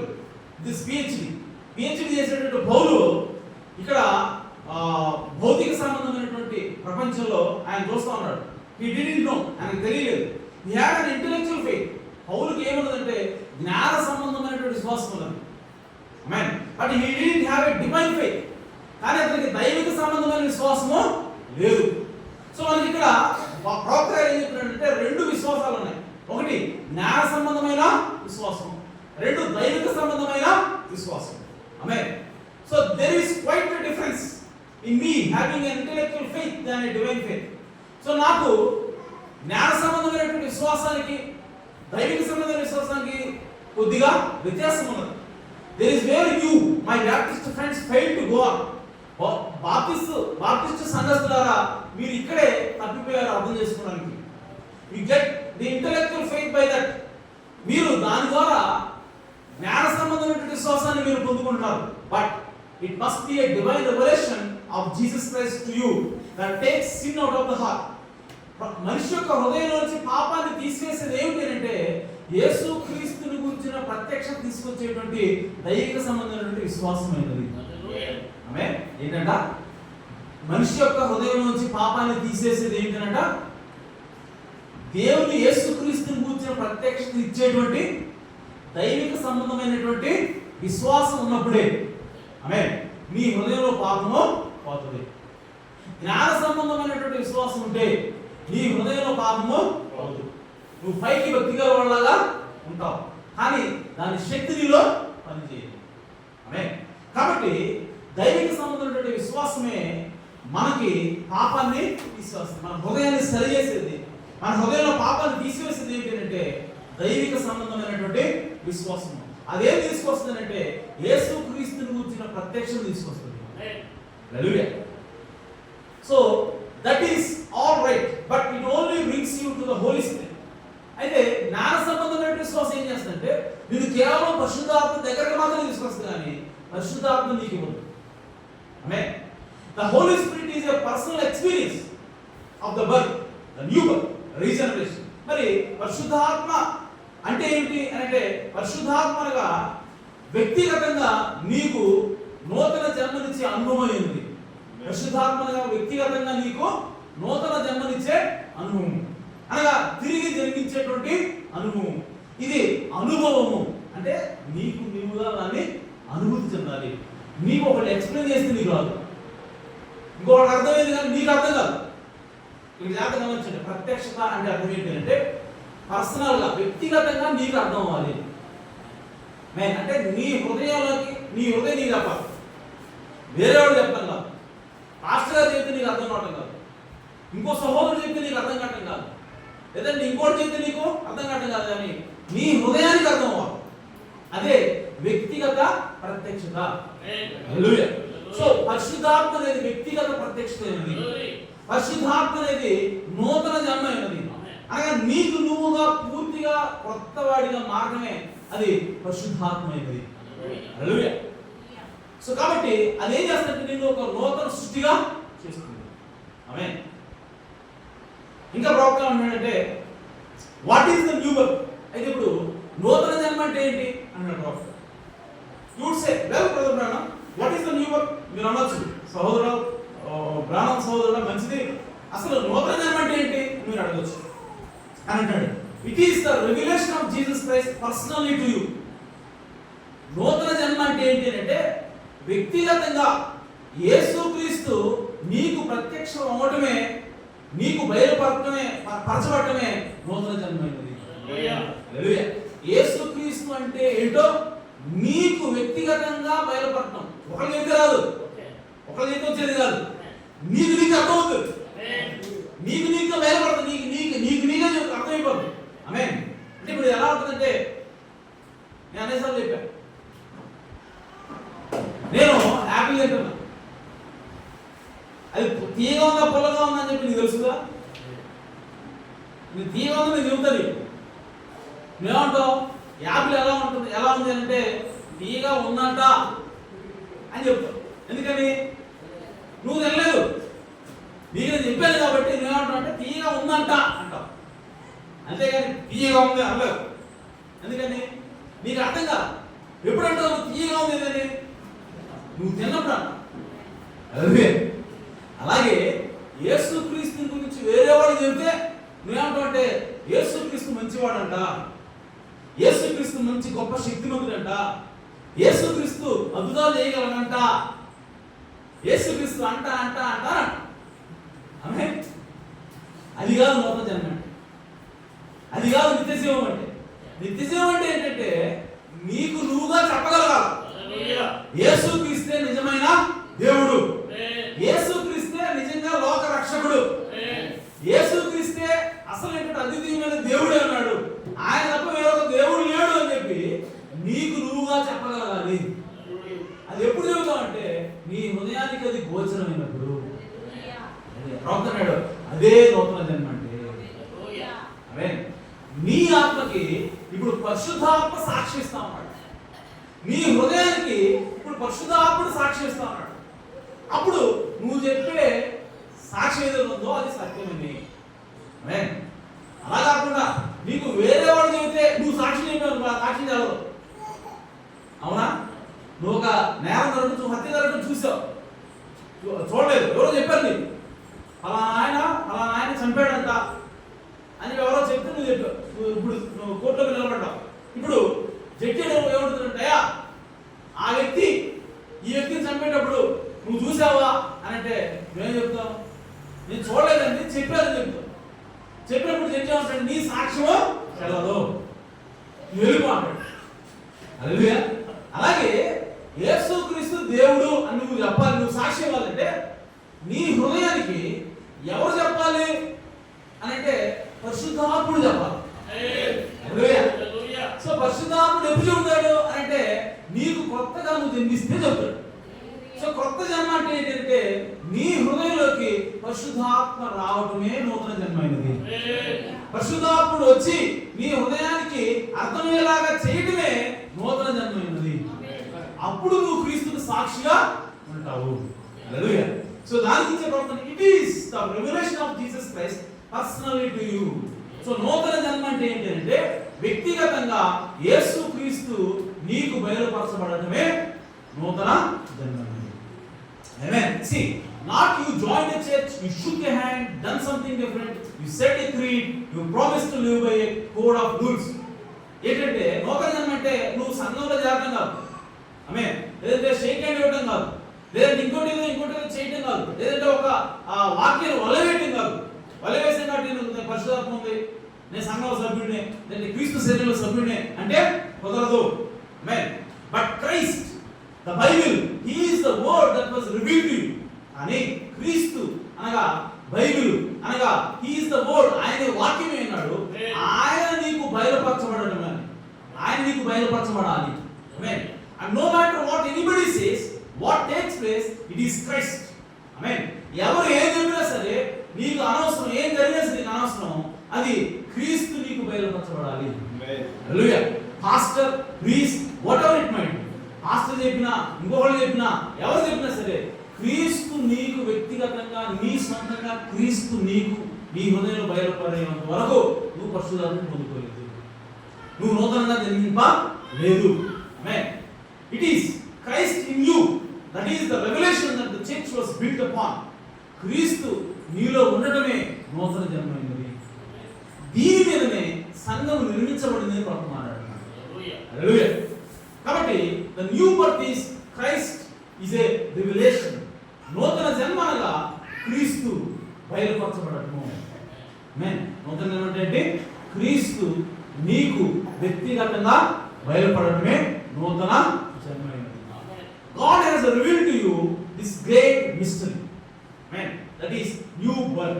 So దేవుడు ఈ గొప్ప మరణమును నీకు బయలుపరిచాడు, అదే నూతన జన్మైనది. హల్లెలూయా. సో కాబట్టి now what are you going to do when you get all the group together? So ఆ గుంపంతా ఒక చోటకు వచ్చినప్పుడు నువ్వు ఏం చేయగలవు, ఏం చేయబోతున్నావు? Where the revelation is perfect in harmony and God expressing it through his word by the same actions. So ఎక్కడైతే ప్రత్యక్షత అనేది ఆ పర్ఫెక్ట్ హార్మనీతో ఉంటుంది, ఓకే, సో వాక్యంతో అది అనుసంధానం ఉంటుందో అక్కడ దేవుడు ఆయన తన కార్యాల ద్వారా, ఆయన యొక్క తన చర్యల ద్వారా ఆయన తనని ఎక్స్ప్రెస్ చేస్తా ఉన్నాడు, అంటే తాను బయలుపరచుకుంటూ ఉంటాడు. The same things that he did. ఆయన ఏం చేశాడు ఈ రోజు ఇక్కడ అవే జరుగుతూ ఉంటాయి. ఎప్పుడు ప్రత్యక్షత నీకు వచ్చినప్పుడు. హల్లెలూయా. అంటే సంఘంలో దేవుడు యేసుక్రీస్తు చేసినటువంటి కార్యాలు సంఘంలో జరగాలి అంటే ఇక్కడ క్రీస్తు నీకు వ్యక్తిగతంగా ప్రత్యక్షం అవ్వాలి, క్రీస్తు నీకు వ్యక్తిగతంగా అర్థం అవ్వాలి, క్రీస్తు నీకు బయలుపడాలి. ఎప్పుడంటే నీకు వ్యక్తిగతంగా బయలుపడాలి. అప్పుడు క్రీస్తు చేసిన కార్యాలు సంఘంలో కూడా జరుగుతాయని ప్రవచించాడు. హల్లెలూయా. The same things that he did, making the word manifest. వాక్యాన్ని నిజ రూపంలో తీసుకుని వచ్చాడు యేసుక్రీస్తు. ఈరోజు నీకు కూడా ఆ ప్రత్యక్షత ఉంటే, వ్యక్తిగతంగా యేసుక్రీస్తు నీకు అర్థమైతే నువ్వు కూడా వాక్యాన్ని ఉనికిలోకి తీసుకుని రాగలవు. హల్లెలూయా. Oh, if the church only new it's position. కేవలం సంఘం తన స్థానం ఏంటో గుర్తిస్తే చాలు. సంఘము తన స్థానం ఏంటో గుర్తిస్తే చాలు. ఆమేన్. ఇట్ విల్ వన్ డే, అది ఖచ్చితంగా ఒకరోజు గుర్తిస్తుంది. ఆమేన్. Then the rapture will go when it knows what it is. ఆమేన్. సో ఎప్పుడైతే సంఘం దాని స్థానం ఏంటో తెలుసుకుంటుందో, తను ఎవరో తెలుసుకుంటుందో, తను ఎక్కడి నుంచి వచ్చిందో తెలుసుకుంటుందో, అది తనకు తానుగా లోపల అర్థమవుతుందో, వ్యక్తిగతంగా అర్థమవుతుందో, అప్పుడు ఆమె ఎత్తబడుతుంది. సో ఈరోజు ఎత్తబాటు కావాలంటే క్రీస్తు నీకు వ్యక్తిగతంగా ప్రత్యక్షం అవ్వాలి. క్రీస్తుకి నీకు మధ్య సంబంధం ఏంటో తెలియాలి. క్రీస్తు అంటే ఎవరో నీకు తెలియాలి. తెలిసినప్పుడే నీకు ఎత్తబడే విశ్వాసం వస్తుంది. క్రీస్తు చేసిన కార్యాలు నువ్వు చేయగలుగుతావని ప్రభుత్వం మాట్లాడుతూ ఉన్నాడు. కాబట్టి ప్రియ సోదరులారా, క్రీస్తుకు సంబంధించినటువంటి ప్రత్యక్షత, క్రీస్తుని కూర్చున్నటువంటి జ్ఞానం, క్రీస్తుకి నీకు మధ్య ఉన్నటువంటి సంబంధం ఏంటో, క్రీస్తుకి సంఘానికి మధ్య ఉన్నటువంటి ఆ గొప్ప మర్మం ఏంటో నువ్వు తెలుసుకోవాలి. అది తెలుసుకున్నప్పుడే నీ స్థానం ఏంటో నీకు తెలుసు. ఆ నీ స్థానం ఏంటో తెలుసుకున్నప్పుడే దేవుని కార్యాలు నీలో నెరవేరుతాయి. దేవుని యొక్క శక్తి నీలో బయలుపడుతుందని దేవుని ప్రభుత్వం తెలియజేస్తూ ఉన్నాడు. కాబట్టి ఈ మర్మాన్ని తెలుసుకోవాల్సిన అవసరము ఉంది. బైబిల్ అంటుందంటే ఇది గొప్ప మర్మం. ఏంటా మర్మం అంటే క్రీస్తు సంఘము ఒకటే.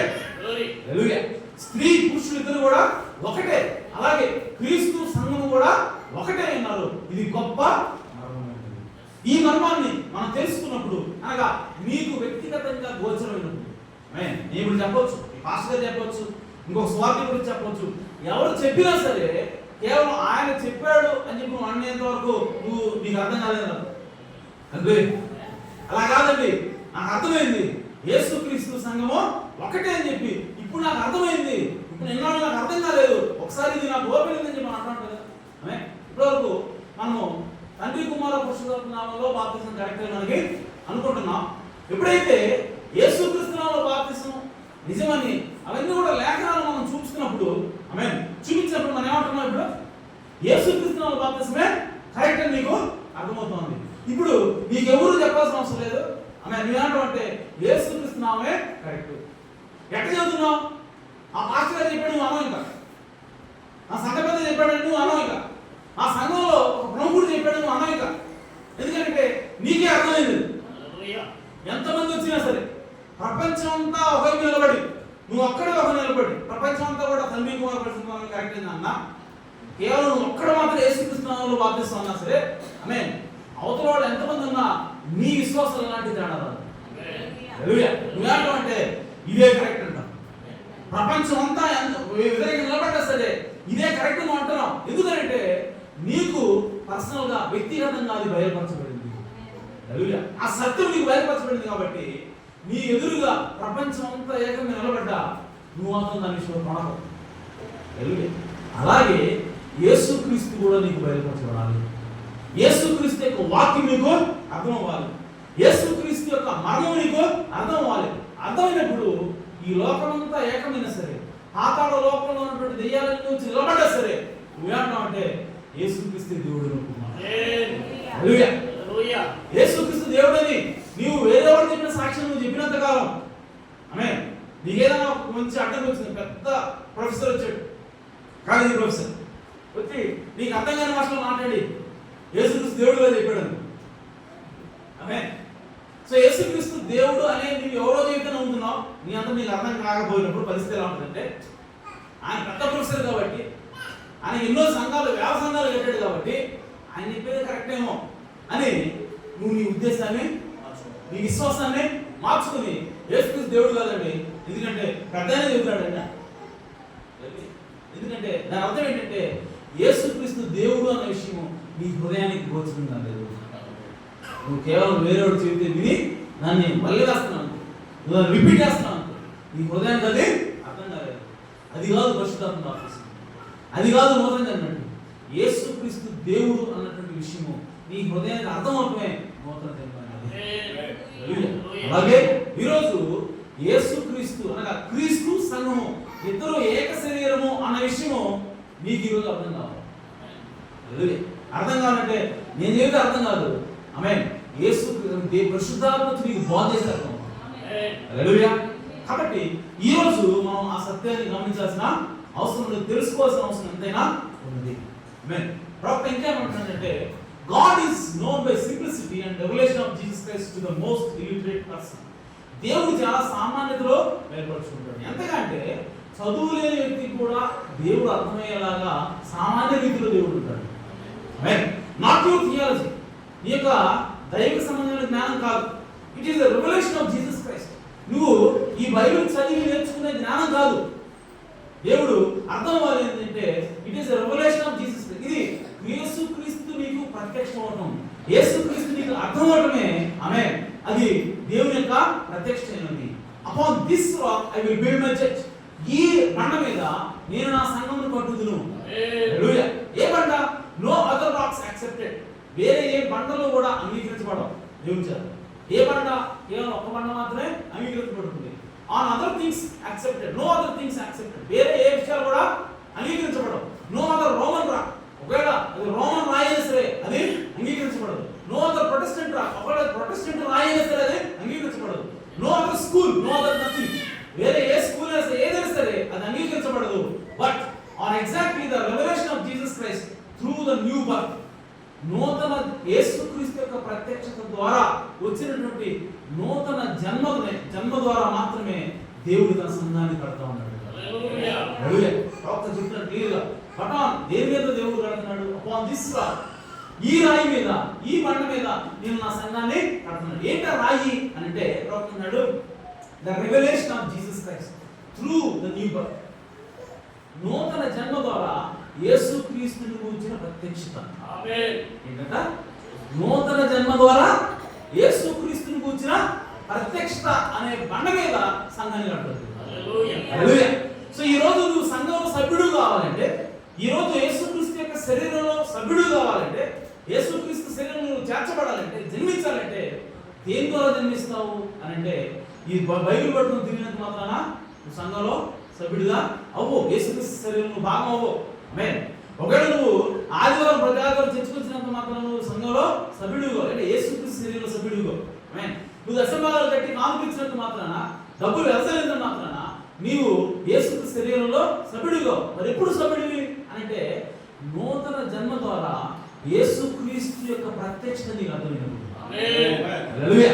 హల్లెలూయా. అప్పుడు మాత్రమే నీవు క్రీస్తు శరీరంలో భాగమైనట్టు. ఆమేన్. హల్లెలూయా. సో ఈ ప్రత్యక్షత మీదనే మన సంఘాన్ని దేవుడు కడతా ఉన్నాడు. ఈ సంఘం ముందు పాతాళ లోక ద్వారము సైతము నిలువజాలవు. అంటే పాతాళం మొత్తం వచ్చి నీకు వ్యతిరేకంగా నిలబడ్డా నీకు కనుక ఈ ప్రత్యక్షత ఉంటే, నీకు కనుక ఈ ప్రత్యక్షత ఉంటే నీవు పాతాళంలో ఉన్నటువంటి దెయ్యాలందరూ ఎదుర్కొంటావు. అర్థమైందా? వాటన్నిటి ఎదురు నువ్వు పోరాడగలుగుతావు. ఆ పోరాడగలిగే శక్తి ఎవరితో పోరాడుతున్నావు? పాతాళంలో ఉన్నటువంటి దెయ్యాలన్నిటితో. ఎవరు? నువ్వు ఒక్కడవే. ఆమేన్. ఒక్కడవే పాతాళంలో ఉన్న దెయ్యాలన్నిటితో కూడా పోరాడగలిగే శక్తి ఎక్కడి నుంచి వస్తుంది అంటే ప్రత్యక్షత ద్వారా వస్తుంది. నీకు క్రీస్తు అర్థమైనప్పుడు నువ్వు నిలబడతావు. ఆమేన్. పేదలు నాకు ముందు అర్థం కాదు, అందుకోసం ఆయన అబద్ధం అంటాడు. క్రీస్తు ఎవరండి? నాకు తెలియదు అని. ఆమేన్. ఏమన్నాడు? ఆయన నాకేంటి సంబంధం తిట్టాడు. కానీ యేసుక్రీస్తు యొక్క ప్రత్యక్షత ఇచ్చినప్పుడు, యేసుక్రీస్తు నూతన జన్మగా ఆయన వచ్చినప్పుడు ఆ మేడగదిలో ఆ నాలుగులో విభజింపబడి ఆ పరిశుద్ధాత్మ వాడి మీద వాలిన తర్వాత ఇప్పుడు పేతురు వచ్చామంటాడంటే యూదులు అందరూ నిలబడి ధైర్యంగా స్వార్థం ప్రకటిస్తాం. ఆయన ఏమంటాడంటే అంతకుముందేమో ఈ యేసు నాకు తెలియదు అన్నాడు. పరిశుద్ధాత్మ పొందిన తర్వాత, అనగా యేసుక్రీస్తుని గురించిన ప్రత్యక్షత వచ్చిన తర్వాత చూడండి 3.5 సంవత్సరాలు యేసుక్రీస్తుని తిరిగారు. అప్పుడు రాని ప్రత్యక్షత, అప్పుడు అర్థం కాలే. నీకు అనొచ్చు ఏంటండి 3.5 సంవత్సరాలు తిరిగారు కదా పేతురు, అప్పుడు అర్థం కాలేదా? ఆమె ఇప్పుడు అర్థం కాలేదు. ఆయన ఎందుకు వస్తే నాన్న మేడలో పరిశుద్ధాత్మ పొందుకున్న తర్వాతనే అర్థమయ్యాడా? ఎస్, అది కరెక్ట్. ఎందుకనంటే నీకు పేతురు కనుక యేసుక్రీస్తు అర్థమై ఉంటే ఆ 3.5 సంవత్సరాలు యేసుక్రీస్తుతో తిరిగినప్పుడు ఆయన చేసిన అద్భుతకార్యాలు స్వయంగా చూశాడు. యేసుక్రీస్తు స్వయంగా మాట్లాడాడు. యేసుక్రీస్తుని ముట్టుకున్నాడు. యేసుక్రీస్తు తిన్నాడు. యేసుక్రీస్తు పడుకున్నాడు.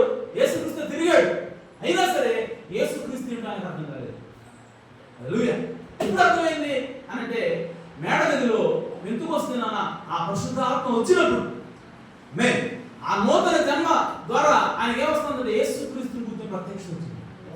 యేసుక్రీస్తు తన హృదయానికి గోచరమయ్యాడు. అప్పుడు ఆయన ఏమంటాడంటే, ఇదిగో మీరు సిలువ వేసిన ఈ యేసే క్రీస్తు, మీరు సిలువ వేసిన ఈ యేసే మెస్సియా అని ప్రకటించాడు. అంతకుముందు అర్థం కాదు, తిరిగాడు, ఆయనతో ఉన్నాడు, కానీ అర్థం కాలేదు. అర్థం కాలేదు కాబట్టి ఆయన ఏమన్నాడంటే, అందరూ వచ్చి నువ్వు కూడా ఆయనతో ఉన్నావు కదా, నజరేయుడు వేస్తున్నావు కదా అని చెప్పి అన్నప్పుడు వాళ్ళు ఎక్కడ చంపుతారో ఎక్కడ కొడతారో అన్న భయంతో ఆయన లేదండి యేసు నాకు తెలియదు అని తప్పించుకున్నాడు. కానీ ఇప్పుడు తప్పించుకోలేడు. ఇప్పుడు కూడా చంపుతారు కదండి, ఇప్పుడు కూడా కొట్టగలుగుతారు కదా పెద్దకొస్తేనన్నా. కానీ ఎందుకు ధైర్యం నిలబడుతున్నాడు ఆయన? ఎందుకు భయం లేదానికి? ఇప్పుడు భయం ఉంది, చంపుతారని తెలుసు, కొడతారని తెలుసు, అయినా సరే పేతురు ధైర్యంగా నిలబడి మాట్లాడగలుగుతున్నాడు. కారణం ప్రత్యక్షత. అంతకుముందు ప్రత్యక్షం లేదు, ఇప్పుడు ప్రత్యక్ష వచ్చింది కాబట్టి పాతాళ లోక ద్వారం సైతం ఆయన ముందు నిలబడింది. కాబట్టి ఆ ప్రత్యక్షం అన్న అవసరం. సో అదే నూతన జన్మ అయింది. ఆ నూతన జన్మ వచ్చినప్పుడే మనం నిజంగా తిరిగి జన్మించినట్టు, అప్పుడే మనము మార్పు చెందినట్లే. అందుకోసం పేతురుతోటి యేసు అంటున్నాడు, పేతురు నువ్వు మార్పు చెందిన తర్వాత అంటున్నాడు, నువ్వు మార్పు చెందిన తర్వాత నా గొర్రెలను, నువ్వు మార్పు చెందిన తర్వాత నా మందను మేపు అన్నాడా లేదు? పేతురు మార్పు చెందకుండా నేను 3 రోజులు తిరిగాడా? అవును, మార్పు లేదే. ఎప్పుడు మార్పు వచ్చిందంటే పరిశుద్ధాత్మ రావడంతోనే మార్పు వచ్చింది. ఈరోజు మనం ఎన్ని సంవత్సరాలు వస్తున్నాం అన్నా, ఎన్ని సంవత్సరాలు చర్చికి వచ్చినా, ఎన్ని సంవత్సరాలు గుడికి వస్తా ఉన్నా సరే, మనకి పరిశుద్ధాత్మను పొందుకున్నంత వరకు, యేసుక్రీస్తుని గురించిన ప్రత్యక్షత నీ హృదయానికి రానంత వరకు నువ్వు మార్పు లేనట్టే లెక్క. కాబట్టి that is the regeneration, new birth.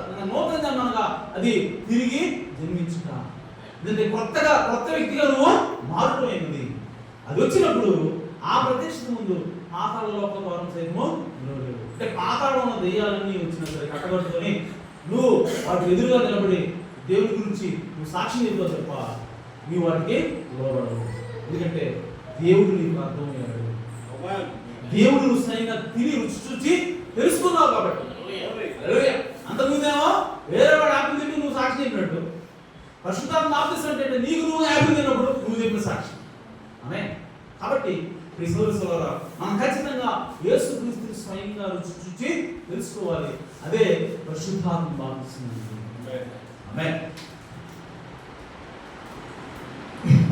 Outside of that,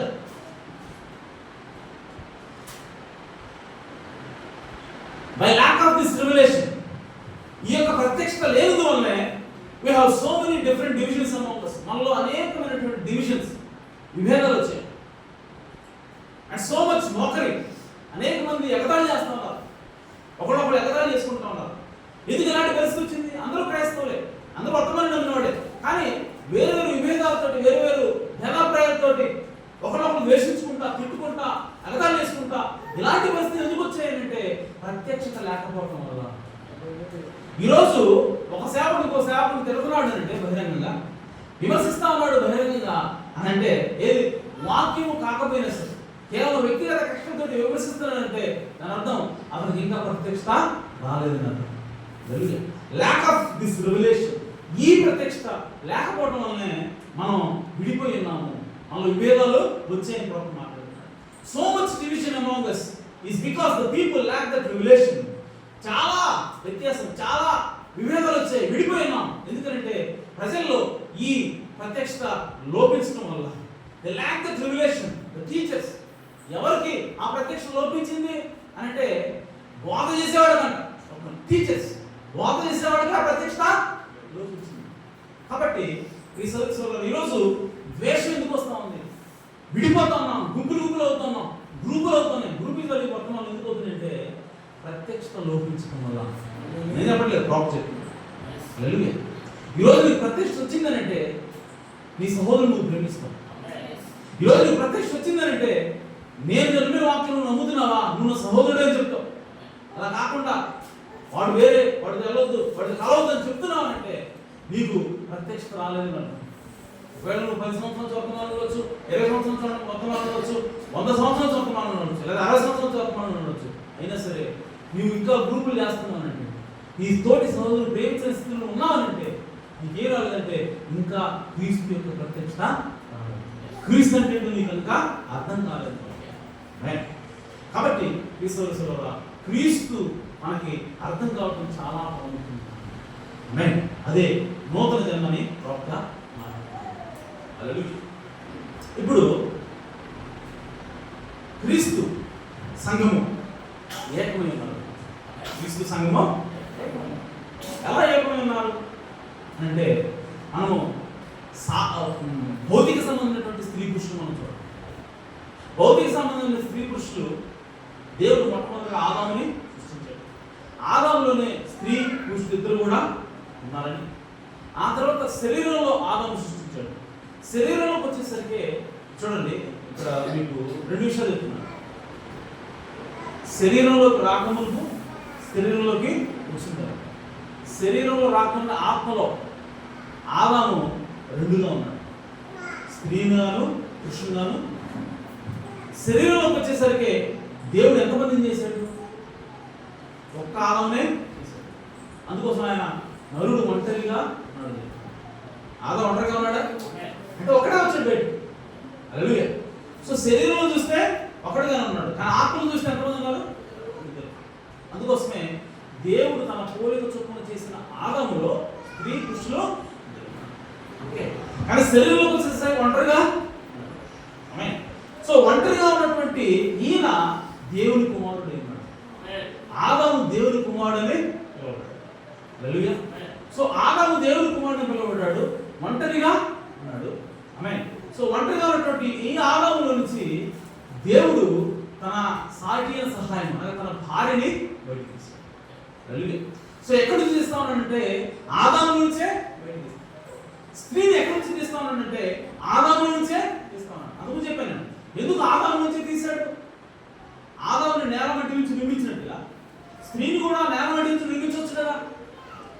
ఎందుకు అలా నిర్మించలేదు అని అంటే, స్త్రీ అంటే ఆదాము స్త్రీని గాను పురుషుని గాను ఉన్నటువంటి ఈ ఆదాము మొదటి నుంచి కూడా స్త్రీ పురుషులు ఏకంగా ఉన్నారు. హల్లెలూయా. స్త్రీ పురుషులు ఒకటిగానే ఉన్నారు. కాబట్టి దేవుడు శరీరాన్ని మట్టి నుంచి నిర్మించినప్పుడు కూడా వీళ్ళిద్దరిని ఒకటిగానే ఉంచాడు. చూడటానికి ఆదాము ఒక్కడే, కానీ లోపల స్త్రీ కూడా ఉన్నది. కాబట్టి స్త్రీని బయటికి తీసినప్పుడు శరీరంలో ఇప్పుడు దేవుడు మరలా నేల ఇంటికి వెళ్ళకుండా దేవుడు ఎక్కడికి వెళ్తున్నాడంటే ఆదాము దగ్గరికి వెళ్తాడు. హల్లెలూయా. అదే చూపిస్తా ఉంది అంటే స్త్రీ పురుషులు ఇద్దరు కూడా ఒకటిగా ఉన్నారు, ఆది నుంచి అని చూపిస్తా ఉంది. అందుకోసమే దేవుడు నేల ఇంటి దగ్గరికి వెళ్ళకుండా ఆదాము దగ్గరికి వెళ్ళి ఆదాము నుంచి అవ్వం తెస్తాడు. హల్లెలూయా. సో ఆదాము నుంచి అవ్వ వచ్చింది అంటే అర్థం ఏంటంటే వాళ్ళిద్దరు కూడా ఆది నుంచి ఒకటిగా ఉన్నారు. హల్లెలూయా. సో కాబట్టి ఇప్పుడు ఆదాము దేవుని కుమారుడు ఒంటరిగా ఉన్నాడు. ఆ ఒంటరిగా ఉన్న ఆదాములో నుంచి ఆయన భార్యను దేవుడు తీశాడు. హల్లెలూయా. అలాగే కడపటి ఆదాము, ఆత్మ సంబంధమైనటువంటి ఆదాము యేసుక్రీస్తు కూడా దేవుని కుమారుడు అన్నాడు. యేసుక్రీస్తు కూడా శరీరంలో వచ్చినప్పుడు ఒకటిగా ఉన్నాడా, ఇద్దరుగా ఉన్నాడు? ఒక్కడే. చూస్తే ఎలా ఉన్నాడు? ఒక్కడే. ఆమేన్. ఇప్పుడు ఒక్కడిగా ఉన్నటువంటి యేసుక్రీస్తులో నుంచి ఇప్పుడు ఎవరు బయటికి వస్తారు? ఎవరు బయటికి రావాలి? తన భార్య వధువు బయటికి రావాలి. హల్లెలూయా. సో ఇప్పుడు యేసుక్రీస్తు యొక్క వధువుని ఎలా దేవుడు తయారు చేస్తున్నాడు? ఎలా తయారు చేస్తాడు అని అంటే, మొదటి ఆదాము భార్యని ఏ విధంగా దేవుడు తయారు చేశాడో ఇప్పుడు కడపటి ఆదాము భార్యని కూడా ఆ విధంగా తయారు చేయాలి, ఆ విధంగానే రావాలి. ఇప్పుడు మొదటి ఆదాము యొక్క వధువు ఎక్కడి నుంచి వచ్చింది, ఎలా వచ్చింది అంటే ఆదాముకి దేవుడు గాఢ నిద్ర కలిగజేశాడు. అంటే ఆదాము ముందు పడుకోబెట్టాడు, ఆదాము నిద్ర పోయాడు. నిద్రపోయిన తరువాతనే పక్కనే తీసి స్త్రీనిగా అంటే స్త్రీ బయటికి రావాలి అంటే ఆదాము మొట్టమొదటి నిద్రపోవాలి, అనగా ఆదాము మరణించాలి. సో స్త్రీ అనగా వధువు బయటికి రావాలంటే క్రీస్తు కూడా మరణించాలి. సో ఆదాము నిద్రపోయిన తర్వాత దేవుడు ఏం చేశాడంటే ఆపరేషన్ చేశాడు. పోయారు. పోసినప్పుడు ఏమవుతుంది? బయటికి రక్తము నీరు బయటకు వస్తుంది. సో మొట్టమొదటి ఆదాము యొక్క వధువు బయటకు వచ్చేటప్పుడు రెండు విషయాలు జరుగుతున్నాయి. ఒకటి, ఆదాము నిద్రపోయాడు, తర్వాత ఆదాములో నుంచి రక్తము నీరు బయటకు వచ్చింది, ఆ తర్వాత వధువు బయటకు వచ్చింది. అలాగే కడపటి ఆదాము యొక్క వధువు బయటకు వచ్చాడు కూడా అలాగే జరుగుతుందో చూడాలి. సో మొట్టమొదటిగా యేసుక్రీస్తు భూమికి వచ్చినప్పుడు ఒంటరిగా వచ్చాడు, దట్టు ఆయన పురుషుడే ఉన్నాడు. ఆదాము దేవుడు మొట్టమొదటిగా నిర్మించినటువంటి నేలను నిర్మించిన మనిషి ఎవరు? పురుషుడా స్త్రీనా? పురుషుడు. అలాగే కడపటి ఆదాము కూడా పురుషుడే ఉన్నాడు. ఆయన క్రీస్తు శిలువలోకి వెళ్ళిన తర్వాత, శిలువలో ఆయన మరణించిన తర్వాత, సో మరణించిన తర్వాతనే ఆయన లోపల నుంచి రక్తము నీరు బయటకు వచ్చింది. ఎన్ని లేఖనం తెలుసు కదా, ఆయన సమాప్తమైనది అని ఆయన ఆత్మను అప్పగించుకున్నాడు.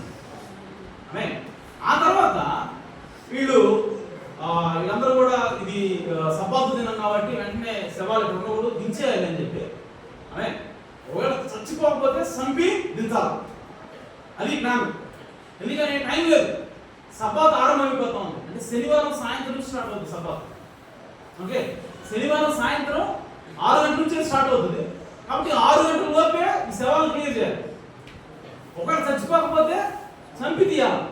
అందుకోసమే వాళ్ళు వచ్చి ఆ ఇద్దరు దొంగలు ఇంకా చనిపోలా, బతికే ఉన్నారు. అందుకోసం కాళ్ళు ఏర్పట్టారు. కాళ్ళు ఏర్పట్టిన వాళ్ళు చనిపోయారు. చనిపోయిన తర్వాత వాళ్ళని నిలుచుకున్నారు. ఆ క్రమంలో యేసుక్రీస్తు దగ్గర కూడా పోయారు. యేసుక్రీస్తు కాళ్ళు కూడా ఏర్పడాలని కూడా పోయారు. కానీ చూస్తే యేసుక్రీస్తు అప్పటికి చనిపోయాడు. అప్పుడు ఆశ్చర్యపోయారంట, నేను ఇంత త్వరగా చనిపోయాడేనా?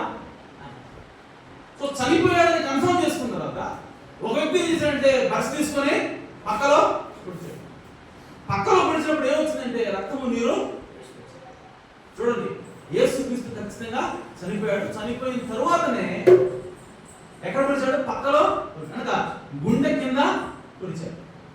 ఆదాము యొక్క పక్కన దేవుడు ఎక్కడి నుంచే తీశాడు. ఇప్పుడు యేసుక్రీస్తు పక్కలో కూడా అక్కడే బల్లెంతో పొడిచిన తర్వాత రక్తము నీరు బయటకు వస్తుంది. రక్తం నీరు బయటకు వచ్చిన తర్వాతనే ఆ వధువుని తయారు చేసేటువంటి పరిశుద్ధాత్మ నుంచి బయటకు వచ్చింది. కాబట్టి మొట్టమొదటి ఆదాము యొక్క భార్య ఏ రీతిలో, అనగా వధువు ఏ రీతిలో బయటకు వస్తా ఉందో, కడపటి ఆదాము యొక్క వధువు కూడా ఆ రీతిలోనే దేవుడు బయటకు తీసుకొస్తాడు. కాబట్టి ఈ సంవత్సరం ఇక్కడ దేవుడు ఏం చెప్తా ఉన్నాడంటే, ఆదాములో నుంచే పక్కన తీశాడు కాబట్టి ఆ అవ్వ, ఆ స్త్రీ ఆదాములో భాగం మొదటి నుంచి అని దేవుడు చెప్తున్నాడు. అలాగే ఇప్పుడు యేసుక్రీస్తులో నుంచే వధువుని పక్కన వేస్తున్నాడు కాబట్టి ఇప్పుడు యేసుక్రీస్తులో ఈ వధువు ఎప్పటి నుంచి భాగము? ఆది నుంచి, జగత్తు పునాది వేయబడక నుంచి కూడా యేసుక్రీస్తులో ఈ వధువు భాగమైనది. ఆత్మ సంబంధంగా చూస్తే వీళ్ళిద్దరు కూడా ఉన్నారు దేవుళ్ళు. అంటే ఆదాములో స్త్రీ పురుషులు ఏ విధంగా ఉన్నారో, దేవుల్లో కూడా స్త్రీ పురుషులు ఇద్దరు ఉన్నారు. యేసుక్రీస్తులో కూడా స్త్రీ ఆత్మ పురుషాత్మ రెండు కూడా. సో ఇంకా ప్రవక్త ఏమన్నాడంటే, వీళ్ళిద్దరూ కూడా, అనగా యేసుక్రీస్తు శ్రమపడుతున్నప్పుడు, యేసుక్రీస్తు శిలువ అనిపిస్తున్నప్పుడు నీవు నేను యేసుక్రీస్తులో ఉన్నాము. అనగా స్త్రీ యొక్క ఆత్మగా, స్త్రీ భాగంగా యేసుక్రీస్తులో నువ్వు నేను భాగమై ఉన్నాము. ఆయన శిలువ మోస్తున్నప్పుడు నువ్వు కూడా శిలువను మోస్తావు. ఆయన కొరడాలతో కొట్టించుకుంటున్నప్పుడు నువ్వు కూడా కొరడాలతో కొట్టబడ్డావు. ఆయన యొక్క గడ్డం పీకబడినప్పుడు నువ్వు కూడా ఆ బాధను అనుభవించావు. ఆయన ఉడకిరీటితో పట్టబడుతున్నప్పుడు ఆయనతో పాటు నీవు నేను కూడా ఆ బాధను అనుభవించావు. ఎందుకంటే మనం ఆయనలో ఉన్నాము. ఆదాములో మొదటి నుంచి కూడా ఏ విధంగా స్త్రీ భాగమైనదో, స్త్రీ యొక్క ఆత్మ ఏ విధంగా భాగమైనదో, అలాగే యేసుక్రీస్తు ఈ భూమి మీద నడిచినంత కాలం కూడా, యేసుక్రీస్తు కలవరి శిలువలోకి వెళ్ళేంత వరకు కూడా యేసుక్రీస్తులో ఆయన యొక్క వధువు, ఆయన యొక్క స్త్రీ భాగం కూడా ఆయనలో భాగం ఉంది, ఆయనలోనే ఉన్నది. అందుకోసమే ప్రవక్త చెప్తున్నాడు, it is the rising of the sun. ఇది సూర్యోదయము అనే వర్తమానంలో ప్రవక్త 2:42 పడుతున్నాడు. బట్ రిమెంబర్, గుర్తుంచుకోనండి, he went there with you in him. ఆయన అక్కడికి నిన్ను కలిగే వెళ్ళాడు. అంటే ఆయన ఉన్నావు. See, God had never separated the bride from the groom. దేవుడు ఎప్పుడూ కూడా మరి పెళ్లి కుమారుని నుంచి పెళ్లి కుమార్తెను వేరు చేయలేదు. ఇంకా అప్పటికి ఇంకా వేరు చేయలేదు. So when God looked down upon the body of Christ, so యేసు క్రీస్తు యొక్క శరీరాన్ని దేవుడు చూసినప్పుడు, ఆమేన్, he saw both male and female. ఆయన స్త్రీని పురుషుని ఇద్దరిని చూస్తున్నాడు. అంటే యేసు క్రీస్తు శరీరంలోనే స్త్రీ ఆత్మ ఉన్నది, పురుషుడాత్మ కూడా ఉన్నదని ప్రవక్త చెప్తున్నాడు. ఆమేన్. It was all redeemed in that one body. ఆ ఒక్క శరీరంలోనే ఆమేన్ ఆ స్త్రీ ఆత్మ విమోచించబడింది. ఆమేన్. They are one, same word. వాళ్ళిద్దరూ కూడా ఒకటే ఉన్నారు, ఒక్క వాక్యమే ఉన్నారు. The same word spoke of the groom, spoke of the bride. ఒకే వాక్యము పెళ్లి కుమారుడు గురించి ప్రకటించింది, పెళ్లి కుమార్తె గురించి ప్రకటించింది.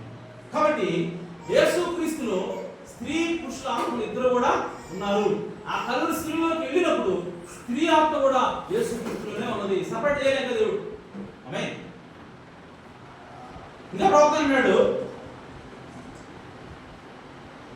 ఎప్పుడు బయటికి వచ్చింది ఆమె అంటే రక్తము నీరు బయటికి వచ్చిన తర్వాత ఆమేన్ ఆ వధువుని దేవుడు బయటికి తీస్తున్నాడు. ఆ స్త్రీ యొక్క ఆత్మని దేవుడు బయటికి తీస్తున్నాడు. హల్లెలూయా. He had already died and they was going to break his legs. ఆయన కాళ్ళు విరగొట్టడానికి ప్రయత్నం చేస్తారు. And the prophet said, ప్రవక్త అన్నాడు, there will not be one bone broken. ఒక్క ఎముక కూడా ఆయన ఎముకలో ఒక్క ఎముక కూడా విరగకూడదని రాశాడు ప్రవక్త. So they draw back the hammer to break a leg. వాళ్ళు ఆ కాలు విరగొట్టడానికి ఆ సుత్తిని వెనక్కి తీసినప్పుడు and a man went up with a spear and pushed it through his heart. So ఒక బెల్లం తీసుకుని ఒక వ్యక్తి ఆ గుండె గుండా ఆ బస్సుని పొడిచినప్పుడు and water and blood came forth. నీరు మరియు రక్తం బయటకు వచ్చినాయి. He was already dead. ఆయన ఆల్రెడీ చనిపోయి ఉన్నాడు. ఆ తర్వాత నీరు రక్తము బయటకు వచ్చాయి. ఆమేన్. She was already redeemed in the body of his death. So దేవుడు యేసుక్రీస్తు శరీరంలో చనిపోయినప్పుడు ఆ మరణం ద్వారా ఆమె విమోచించబడింది. హల్లెలూయా. ఎవరు ఆమె అంటే వధువు దేవుడు ఆల్రెడీ విమోచించాడు. ఆమేన్. So there is no more suffering tribulation period for the bride. కాబట్టి వధువుకి ఇంకా శ్రమల కాలం అనేది లేదు. ఆమేన్. ఆమె ఆల్రెడీ యేసుక్రీస్తు శరీరంలో ఆ కలువరిలో ఉండి సఫర్ అయింది కాబట్టి, శ్రమ పడింది కాబట్టి. ఆమేన్. ఇక మీదట వధువుకి శ్రమల కాలం అనేది ఉండదు. శ్రమ గుండా వెళ్ళేది ఎవరు అంటే బుద్ధి లేని కన్యక వెళ్తుంది, వధువు కాదు. ఎందుకంటే వధువు ఆల్రెడీ యేసుక్రీస్తు శరీరంలో భాగమైనది కాబట్టి ఆ కలువరి శిలువలో ఉన్నప్పుడు ఆయన అనుభవించినటువంటి ఆ శిక్ష, ఆ శ్రమ ఆల్రెడీ వధువు అనుభవించింది కాబట్టి ఇక ఆమెకి శ్రమలో అవసరం లేదని ప్రవక్త మాట్లాడుతున్నాడు. ఆమేన్. సో కాబట్టి వధువు బయటకు వచ్చే ముందుగా రక్తము నీరు బయటకు వచ్చింది. ఆమేన్. ఇంకా ప్రవక్త అన్నాడు, when you lay your hands by faith upon God's accepted and provided sacrifice which is absolutely perfect, there is the body of Christ. So నువ్వు ఎప్పుడైతే విశ్వాసంతో దేవుని చేత అంగీకరించబడినటువంటి, దేవుని చేత ఇవ్వబడినటువంటి ఆ బలి అయినటువంటి ఆ పరిపూర్ణమైనటువంటి బలి మీద నువ్వు చేతులు ఇచ్చినప్పుడు విశ్వాసంతో there is the body of Christ. అక్కడ క్రీస్తు శరీరం ఉన్నది. ఆమేన్. క్రీస్తు శరీరం ఏమిటి అంటే దేవుని చేత ఇవ్వబడిన, దేవుని చేత అంగీకరించబడిన బలి అయి ఉంది. ఆమేన్. ఎవరో యేసుక్రీస్తు శరీరం ఎవరంట? దేవుని చేత అంగీకరించబడిన, దేవుని చేత ప్రొవైడ్ చేయబడిన, ఇవ్వబడిన, అంగీకరించబడిన బలి అయి ఉంది. ఆమేన్. సో ఎప్పుడైతే విశ్వాసంతో చేతులు ఉంచుతావో, ఆమేన్, అండ్ ప్రవక్త అన్నాడు, and out of Adams side come a rib that made his braid. So ఆదాము పక్కట ఎముకలో నుంచి, ఆదాము పక్క నుండి ఒక ఎముక బయటికి వచ్చింది. ఆ ఎముకే ఆయన యొక్క వధువైంది. ఆదాము యొక్క ప్రక్కట ఎముక ఆదాము యొక్క వధువైంది. ఆమేన్. And out of the side of Christ came the blood water spirit for his bride. అలాగే క్రీస్తు యొక్క ప్రక్కలో నుంచి ఆమేన్ రక్తము, నీరు మరియు ఆత్మ తన పెళ్లి కుమార్తె కొరకు బయటకు వచ్చింది. ఆమేన్. హల్లెలూయా. గలతీయులకు రాసిన 2:20 ప్రవక్తన్నాడు, I am crucified with Christ. Nevertheless I will, yet not I, but Christ liveth in me. నేను క్రీస్తుతో కూడా సిలువ వేయబడ్డాను. కాబట్టి నేను ఇక మీదట జీవించేది నేను కాదు, కానీ నాలో ఉన్న క్రీస్తే జీవిస్తున్నాను. ఆమేన్. పౌలు గారు ఏమంటాడంటే నేను క్రీస్తుతో కూడా సిలువ వేయబడ్డాను అంటే దాని అర్థం యేసుక్రీస్తు కలువ సిలువలో ఉన్నప్పుడు పౌలు గారు కూడా, యేసుక్రీస్తు కలువ సిలువలో ఉన్నప్పుడు నువ్వు నేను కూడా అందులో ఉన్నా, ఆయనలో భాగమైనాము. కాబట్టి ప్రవక్త అంటాడంటే నీవు క్రీస్తుతో ఆల్రెడీ సమర్పించావు, కాబట్టి నువ్వు విడుదల చేయబడ్డావు, ఇదంటే విమోచించబడ్డావు అని ప్రవక్త మాట్లాడుతున్నాడు. ఆమేన్. ఇంకా ప్రవక్త అంటాడంటే look friend, God was so careful. దేవుడు చాలా జాగ్రత్తగా ఉన్నాడు. Don't let it leave you. దీన్ని నువ్వు విడిచిపోనివద్దు. God never got a handful of dust and made a leave. ఒక పిడికిలతోటి ధూళిని తీసుకొని దుమ్ము తీసుకొని దేవుడు అవం చేయాల. She had been a different creation. ఆ విధంగా చేస్తుంటే ఆమె వేరొక వ్యత్యాసమైనటువంటి సృష్టి అయి ఉండేది. ఆమె and she is not a creation. ఆమె ఉత్పత్తి కాదు. ఆమె she is a byproduct. ఆమె ఉపోత్పత్తి.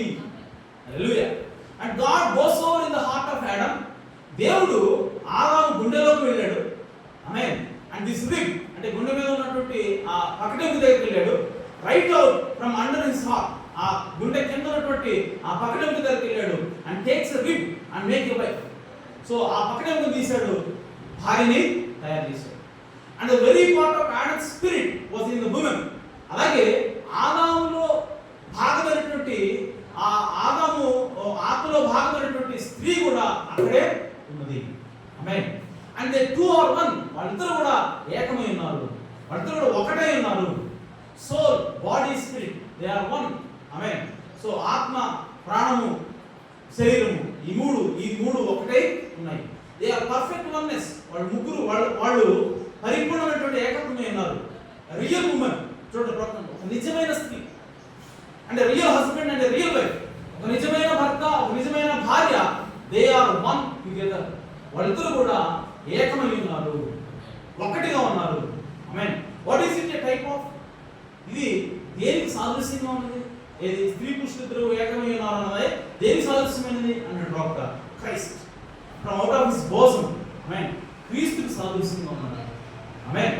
సో క్రీస్తు యొక్క ప్రక్కలో నుంచి, not a byproduct, not a Methodist or Baptist, Pentecostal hatchet, no sir, but out of his own heart, పక్కలో నుంచి, క్రీస్తు యొక్క సొంత శరీరంలో నుంచి, ఆమేన్, సొంత హృదయంలో నుంచి he took a sweet heart that is as pure and loyal as he can be.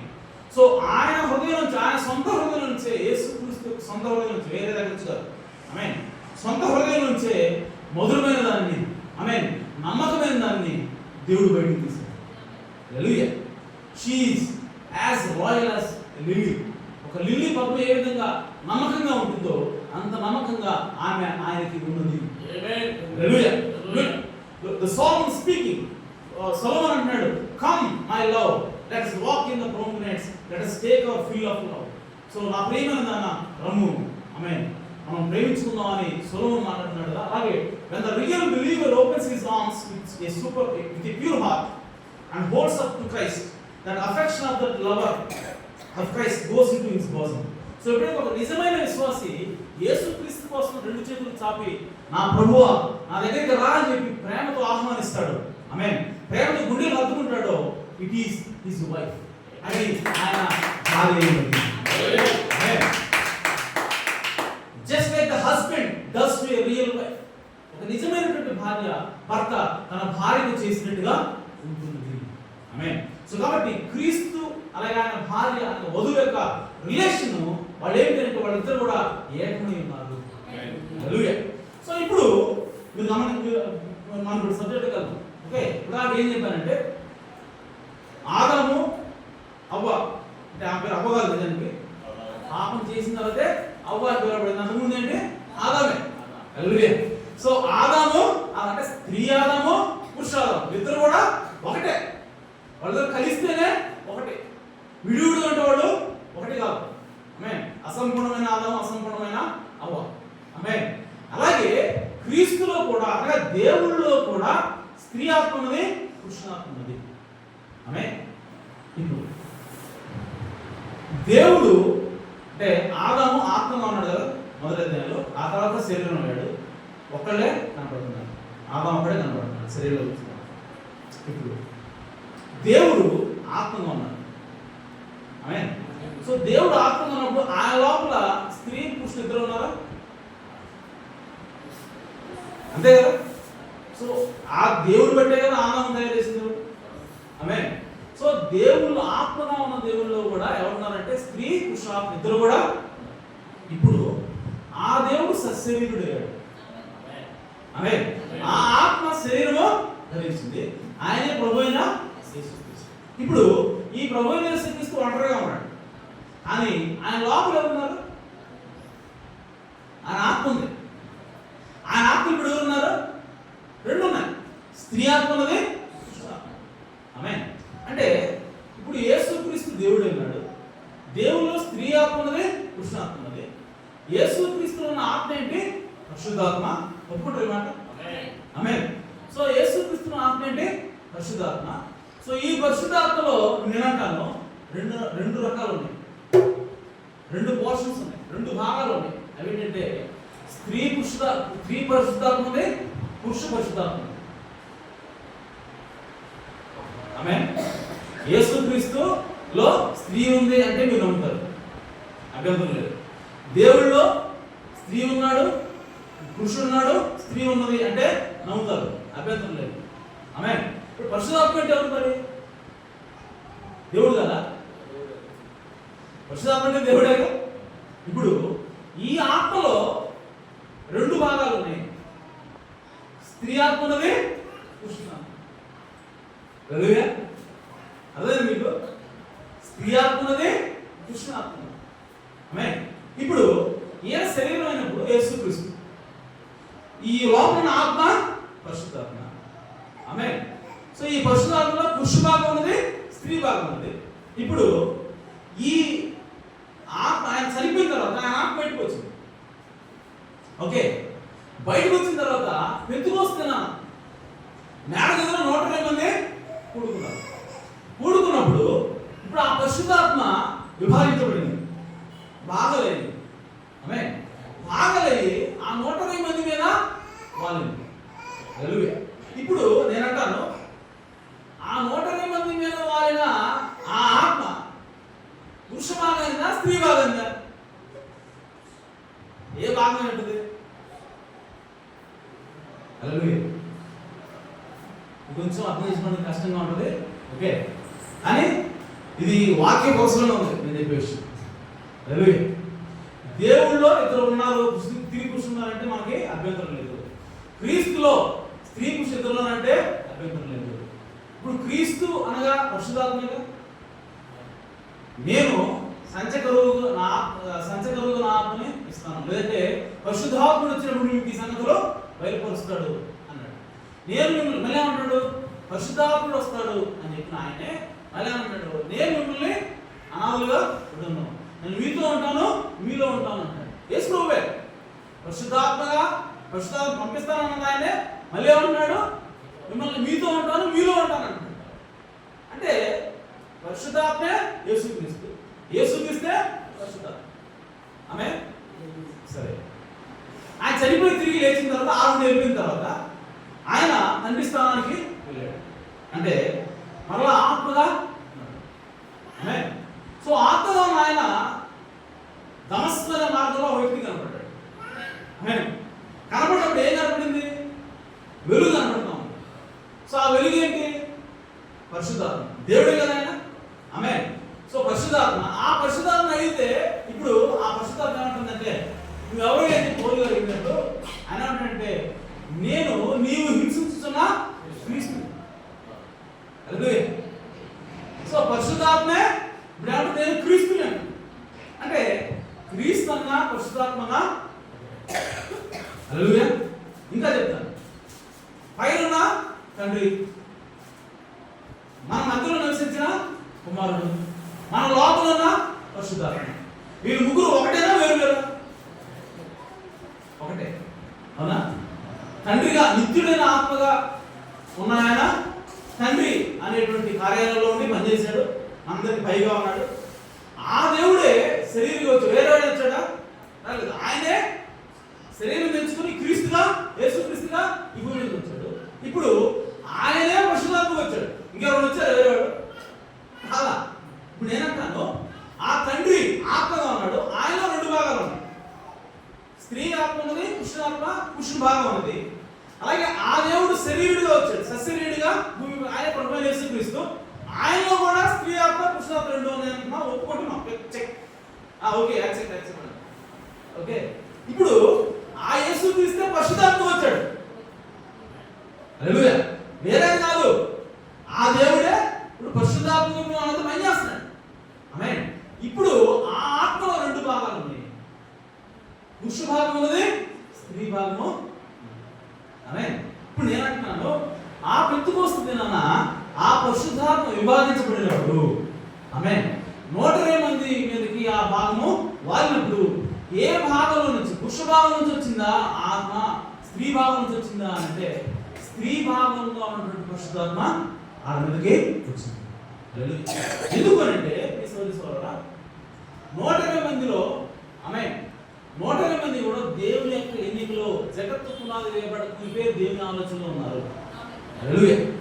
వాళ్ళు పరిశుద్ధాత్మ పొందుకోవడానికి ఆల్రెడీ నిర్ణయించబడి ఉన్నారు. ఆమేన్. సో ఇప్పుడు అక్కడ ఏమవుతా ఉంది అంటే దేవుని ఆత్మ వచ్చింది, పరిశుద్ధాత్మ వచ్చింది. పరిశుద్ధాత్మ వచ్చిన తర్వాత అక్కడ చూస్తే 120 మందే ఉన్నారు. ఆమేన్.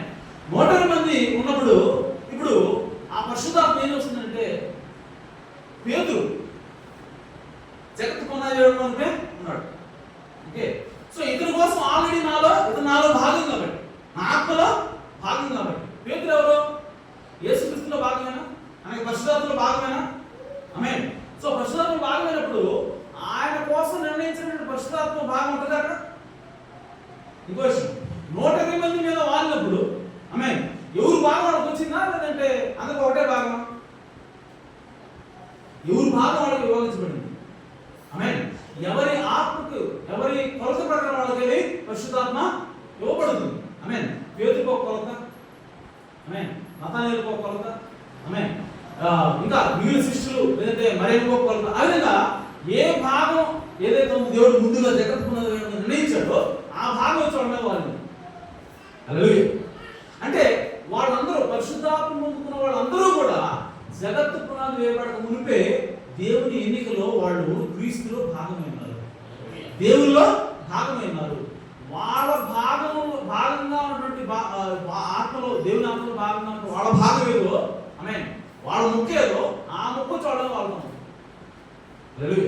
అయితే ఈ 120 మంది వాలిన తర్వాత ఇంకా వెలుగు అక్కడే ఉంది, ఇంకా పరిశుద్ధాత్మ అక్కడే ఉంది. ఎందుకని?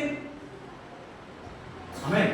ఎందుకంటే ఎంతమందికి పంచినా ఈ ఆత్మ తరిగేది కాదు. హల్లెలూయా. ఈ ఆత్మ తరిగేది కాదు, ఎవరి భాగం వాళ్ళకి ఇస్తా ఉంటుంది, కానీ అది ఇంకా పరిపూర్ణంగానే ఉంటుంది. ఆ వెలుగు అక్కడ నిలబడింది. ఆ వెలుగులో చిన్న చిన్న వెలుగులు వచ్చి ఆ 120 మంది మీద వాళ్ళని, కానీ ఆ వెలుగు ఇంకా అలాగే ఉంది. హల్లెలూయా. యేసుక్రీస్తు రొట్టె విరుస్తున్నాడు, విరిచేస్తున్నాడు, ఇస్తున్నాడు. ఒక ప్లేట్ నిండింది, ఇంకో ప్లేట్, 5,000 ప్లేట్ నిండిపోయింది. ఆమేన్. ఇంకా 7 గంపలు ఎత్తేంతగా నిండిపోయింది. అయినా సరే ఆయన చేతిలో ఉంది రొట్టె, అలాగే ఉంది. హల్లెలూయా. రొట్టె ఉందనే. ఆమేన్. అలాగే యేసుక్రీస్తు యొక్క ఆత్మ మనందరికీ కూడా మన భాగం ఏదవుతుందో ఆ భాగం ఇచ్చేసినా సరే ఇంకా అక్కడ ఫుల్ ఆత్మ ఉంది. అనగా యేసుక్రీస్తు యొక్క పురుషాత్మ లేదంటే పరిపూర్ణమైన ఆత్మ అక్కడ ఉంది. కానీ కిందకు వచ్చింది ఏంటంటే నీ భాగం ఏదైతే ఉందో, పేతురు భాగం ఏదైతే ఉందో అదే కిందకు వచ్చింది. ఆమేన్. అందరే భాగం ఏదైతే ఉందో అదే కిందకు వచ్చింది. నతానీయుల భాగం ఏదైతే ఉందో అదే కిందకు వచ్చింది. మరియ భాగం ఏదైతే ఉందో అదే కిందకు వచ్చింది. ఆమేన్. సో ఆ విధంగా స్త్రీ ఆత్మగా స్త్రీ భాగమైనటువంటి ఆ పరిశుద్ధాత్మ ఆ భాగాలుగా విభాగించబడింది. అయితే అంతటితో ఆగలేదు, ఇంకా అక్కడ 3,000 మంది, ఆమేన్, వాళ్ళు కూడా పరిశుద్ధాత్మ వచ్చింది. ఆమేన్. ఇంకా తర్వాత ఇంకా ఎంతమంది? అందరికీ కూడా దేవుడి పరిశుద్ధాత్మనే పంచుతూ ఉన్నాడు. ఆమేన్. ఈ పరిశుద్ధాత్మ ఎక్కడి నుంచి వస్తుంది అంటే ఈ పరిశుద్ధాత్మ పొందుకున్న వాళ్ళు ఎవరు వస్తారు యాక్చువల్గా అంటే వాళ్ళందరూ కూడా జగత్తు పునాది వేయబడకుండా దేవునిలో ఆత్మలో భాగమై ఉన్నారు. హల్లెలూయా. అంటే వీళ్ళందరూ కలిస్తేనే స్త్రీ భాగమైంది. హల్లెలూయా. సో ఈ భూమి మీద ఉన్నటువంటి వధువులో భాగమైనటువంటి ప్రతి ఒక్కరు కలిస్తేనే ఆమేన్ పరిశుద్ధాత్మ ఉన్నటువంటి స్త్రీ భాగమైనది. ఆమేన్. ఈ స్త్రీ భాగము ఈ పురుష భాగం కలిస్తేనే దేవుడే ఉన్నాడు. హల్లెలూయా. కాబట్టి ఈ రోజు దేవుని నుండి మనం పరిశుద్ధాత్మ పొందుకోవాలంటే, పరిశుద్ధాత్మ ఆత్మను పొందుకోవాలంటే ఈ రోజు దేవుడు మనకు ఏమిస్తున్నాడంటే జగత్తు పునాది వేయబడక మునిపే ఆయనలో నీ భాగం ఏదైతే ఉందో, ఆయన ఆత్మలో నీ భాగం ఉంటుందో, హల్లెలూయా, ఆ భాగాన్ని దేవుడు నీకు ఇస్తామన్నాడు. హల్లెలూయా. కాబట్టి ఈరోజు దాని అర్థం ఏమిటి అంటే దేవుని యొక్క ఆత్మ అనేది మనం ఈరోజు సంపాదించుకున్నది కాదు. దేవుని పరిశుద్ధాత్మ నువ్వు పొందుకుంటున్నావు అంటే, దేవుని పరిశుద్ధాత్మ కోసం నువ్వు అడుగుతున్నావు అంటే, ఈరోజు నువ్వు ఏం అడుగుతున్నావు అంటే, అయ్యా నేను మంచిగా జీవిస్తున్నాను కాబట్టి నాకు ఆ పరిశుద్ధాత్మ నువ్వు అని అడగడం కాదు. నేను ప్రతిరోజు చర్చకు వస్తున్నాను కాబట్టి ఆ పరిశుద్ధాత్మ నువ్వయ్యా అని అడగడం కాదు. రేటు అడుగుతుంది అంటే, అయ్యా జగత్తు పునాది వేయబడక మునిపే నేను నీలో భాగం కదా. ఆమేన్. నీవు ఆది నుంచి కూడా నువ్వు నన్ను కలిగి ఉన్నావు కదా, ఆది నుంచి కూడా నా భాగం నీలో ఉంది కదా. ఆమేన్. ఈరోజు ఆ భాగాన్ని నాకు ఇవ్వు. ఆమేన్. ఇప్పుడు ఏమడుగుతున్నావు అంటే నా భాగం నాకు ఇవ్వని అడుగుతున్నామా. పరిశుద్ధాత్మ కోసం మనం ప్రార్థన చేస్తున్నాం అంటే ఏ దృష్టితో ప్రార్థన చేయాలంటే, ఆమేన్, దేవుడి దగ్గర పోయి అయ్యా నీ దయ్యంతో ఇవ్వయ్యా, నేను మంచిగా జీవిస్తానయ్యా కాబట్టి నాకు ఇవ్వయ్యా అని మనం గెలుచుకోవడం కాదు, లేదంటే దాన్ని సంపాదించుకోవడం కాదు. ఆల్రెడీ దేవుడు నీకు ఏదైతే సిద్ధపరిచి ఉంచాడో నీ భాగము, ఆ భాగాన్ని నువ్వు అడిగి తీసుకోవడం పరిశుద్ధాత్మ బాప్తిస్మం. హల్లెలూయా. ఈ విషయం తెలియలేదు అనుకో, అసలు నీ పోషణ అక్కడ ఉందరా, దేవుడు నీకు ఆల్రెడీ తీసి పెట్టాడు పక్కన. ఎప్పటి నుంచి? జగత్తు పునాది వేయబడక నుంచి, దేవతలను కూడా సృష్టించబడక నుంచే నువ్వు యేసుప్రభువుతున్నావు, దేవుడితో ఉన్నావు. ఆమేన్. దేవుడు ఆది అంతం లేనివాడు కాబట్టి, ఆమేన్, సో ఆయన మొదటి నుంచి ఉన్నాడు కాబట్టి, ఆయన ఆత్మ కూడా మొదటి నుంచి ఉంది కాబట్టి, ఆయన ఆత్మలో భాగమైన నువ్వు కూడా మొదటి నుంచి ఉన్నవాడు. నీకు కూడా ఆది అంతం లేదు. ఆయనకి ఏ విధంగా దేవుడికి ఆది అంతం లేదో ఈరోజు నీవు నాకు కూడా ఆది అంతమో లేదు. హల్లెలూయా. ఈరోజు మనం పుట్టినరోజు జరుపుకుంటున్నాం. ఆమేన్. పుట్టినరోజు జరుపుకుంటే దేనికంటే ఈ శరీరానికి, నా ఆత్మ కాదు. ఈ శరీరానికి పుట్టినరోజు ఉంది కానీ మన ఆత్మకు పుట్టినరోజు లేదు. ఎందుకంటే ఆత్మ ఎప్పుడు పుట్టిందో ఎవరికి తెలియదు. ఆమేన్. దానికి ఒక ఆది అంతమో లేదు. ఎందుకంటే దేవునిలో భాగం ఉన్నాం కాబట్టి, మనం దేవుడిమై ఉన్నాం కాబట్టి. హల్లెలూయా. సో మన ఆత్మకి ఆది అంతమో లేదు, ఎందుకంటే దేవుడికి ఆది అంతమో లేదు కాబట్టి ఆ దేవుని ఆత్మలో భాగమైనటువంటి నీ భాగం ఏదైతే ఉందో, ఆమేన్, నీ భాగాన్ని నువ్వు అడిగి పొందుకోవటమే పరిశుద్ధాత్మ బాప్తిస్మం. ఆమేన్. హల్లెలూయా. సో ఈరోజు ప్రార్థన చేసినప్పుడు నువ్వు అడుగు, తండ్రి నా విషయం నీకు తెలుసు, నేను ఎవరో నీకు తెలుసు, ఇప్పటివరకు నేను అర్థం కాలేదు, నా పొజిషన్ ఏంటో, నా యొక్క స్థానం ఏంటో క్రీస్తులో నాకు అర్థం కాల. నేనేదో బయట వేరే పుట్టిన వాళ్ళగా వచ్చి నేనేదో అడుక్కునే వాళ్ళగా బెగ్గరలాగా నీ దగ్గర అడుక్కున్నట్టుగా ఫీల్ అయ్యాను. కానీ నేను అడుగుతున్నది నా భాగమే ఈ రోజు నాకు తెలిసింది. నా కొరకు నువ్వు సిద్ధపరిచిన భాగం నాకేమీ అర్థమైంది. ఆమేన్. కాబట్టి పరిశుద్ధాత్మ అనేది అరువు తెచ్చుకునేది కాదు, పరిశుద్ధాత్మ అనేది ఏదో మనం అడుక్కుని తెచ్చుకునేది కాదు.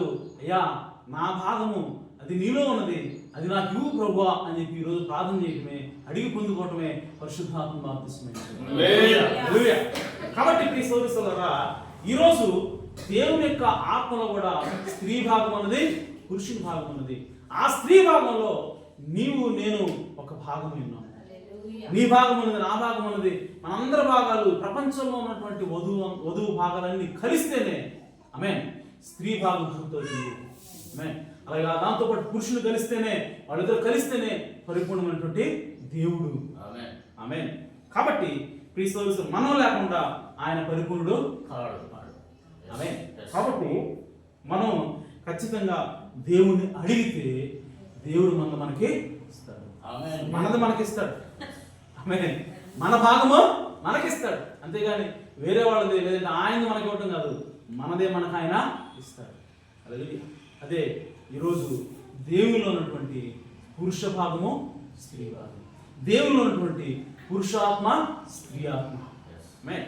ఈ స్త్రీ ఆత్మ ఎప్పటి నుంచి ఉందంటే పురుషాత్మ ఎప్పటి నుంచి ఉందో స్త్రీ ఆత్మ కూడా అప్పటి నుంచి ఉంది. దేవుడు నిత్యుడు కాబట్టి ఈ స్త్రీ ఆత్మ కూడా నిత్యుడు. ఆమేన్. ఆమేన్.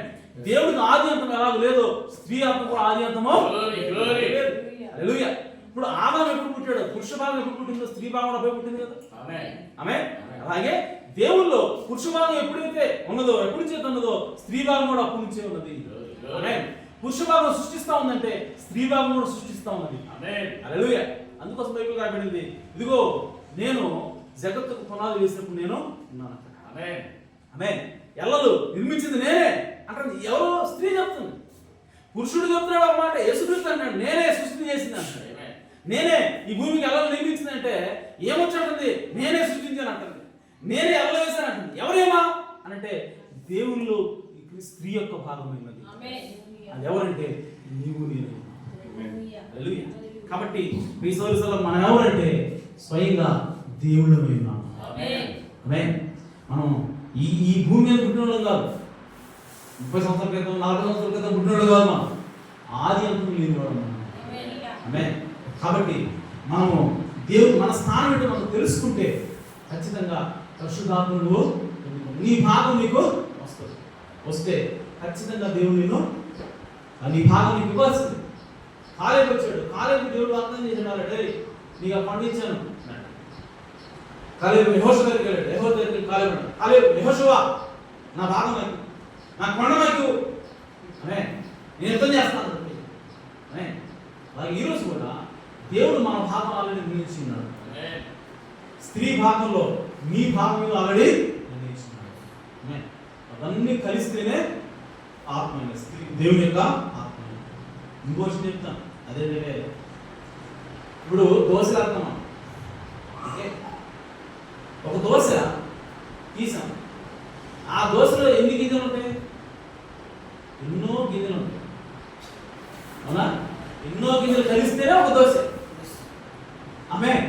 సో ఇప్పుడు అవి ఎన్నో గింజలు కాబట్టి ఒకటేనమ్మా, ఒక దోశ అది ఒక దోశ కదా. కానీ ఎన్ని గింజలు ఉన్నాయి? ఎన్నో గింజలు. అలాగే ఆమేన్, ఒక శరీరమే కానీ ఎన్ని అవయవాలు ఉన్నాయి?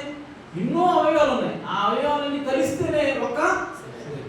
అలాగే దేవుని ఆత్మ కూడా ఉంది. దేవుని ఆత్మ కూడా అనేక భాగాలు ఉన్నాయి. ఎన్ని భాగాలు అంటే వధువులో ఎంతమంది ఉన్నారో అన్ని భాగాలు. హల్లెలూయా. సో ఈ భాగాలన్నీ కలిస్తేనే దేవుని ఆత్మ. ఆమేన్. కాబట్టి దేవుని ఆత్మ భాగాలుగా ఉంది. లోపలనే చూస్తే భాగాలుగా ఉంది, కానీ అవన్నీ కలిపి చూస్తే ఒకటే. ఆమేన్.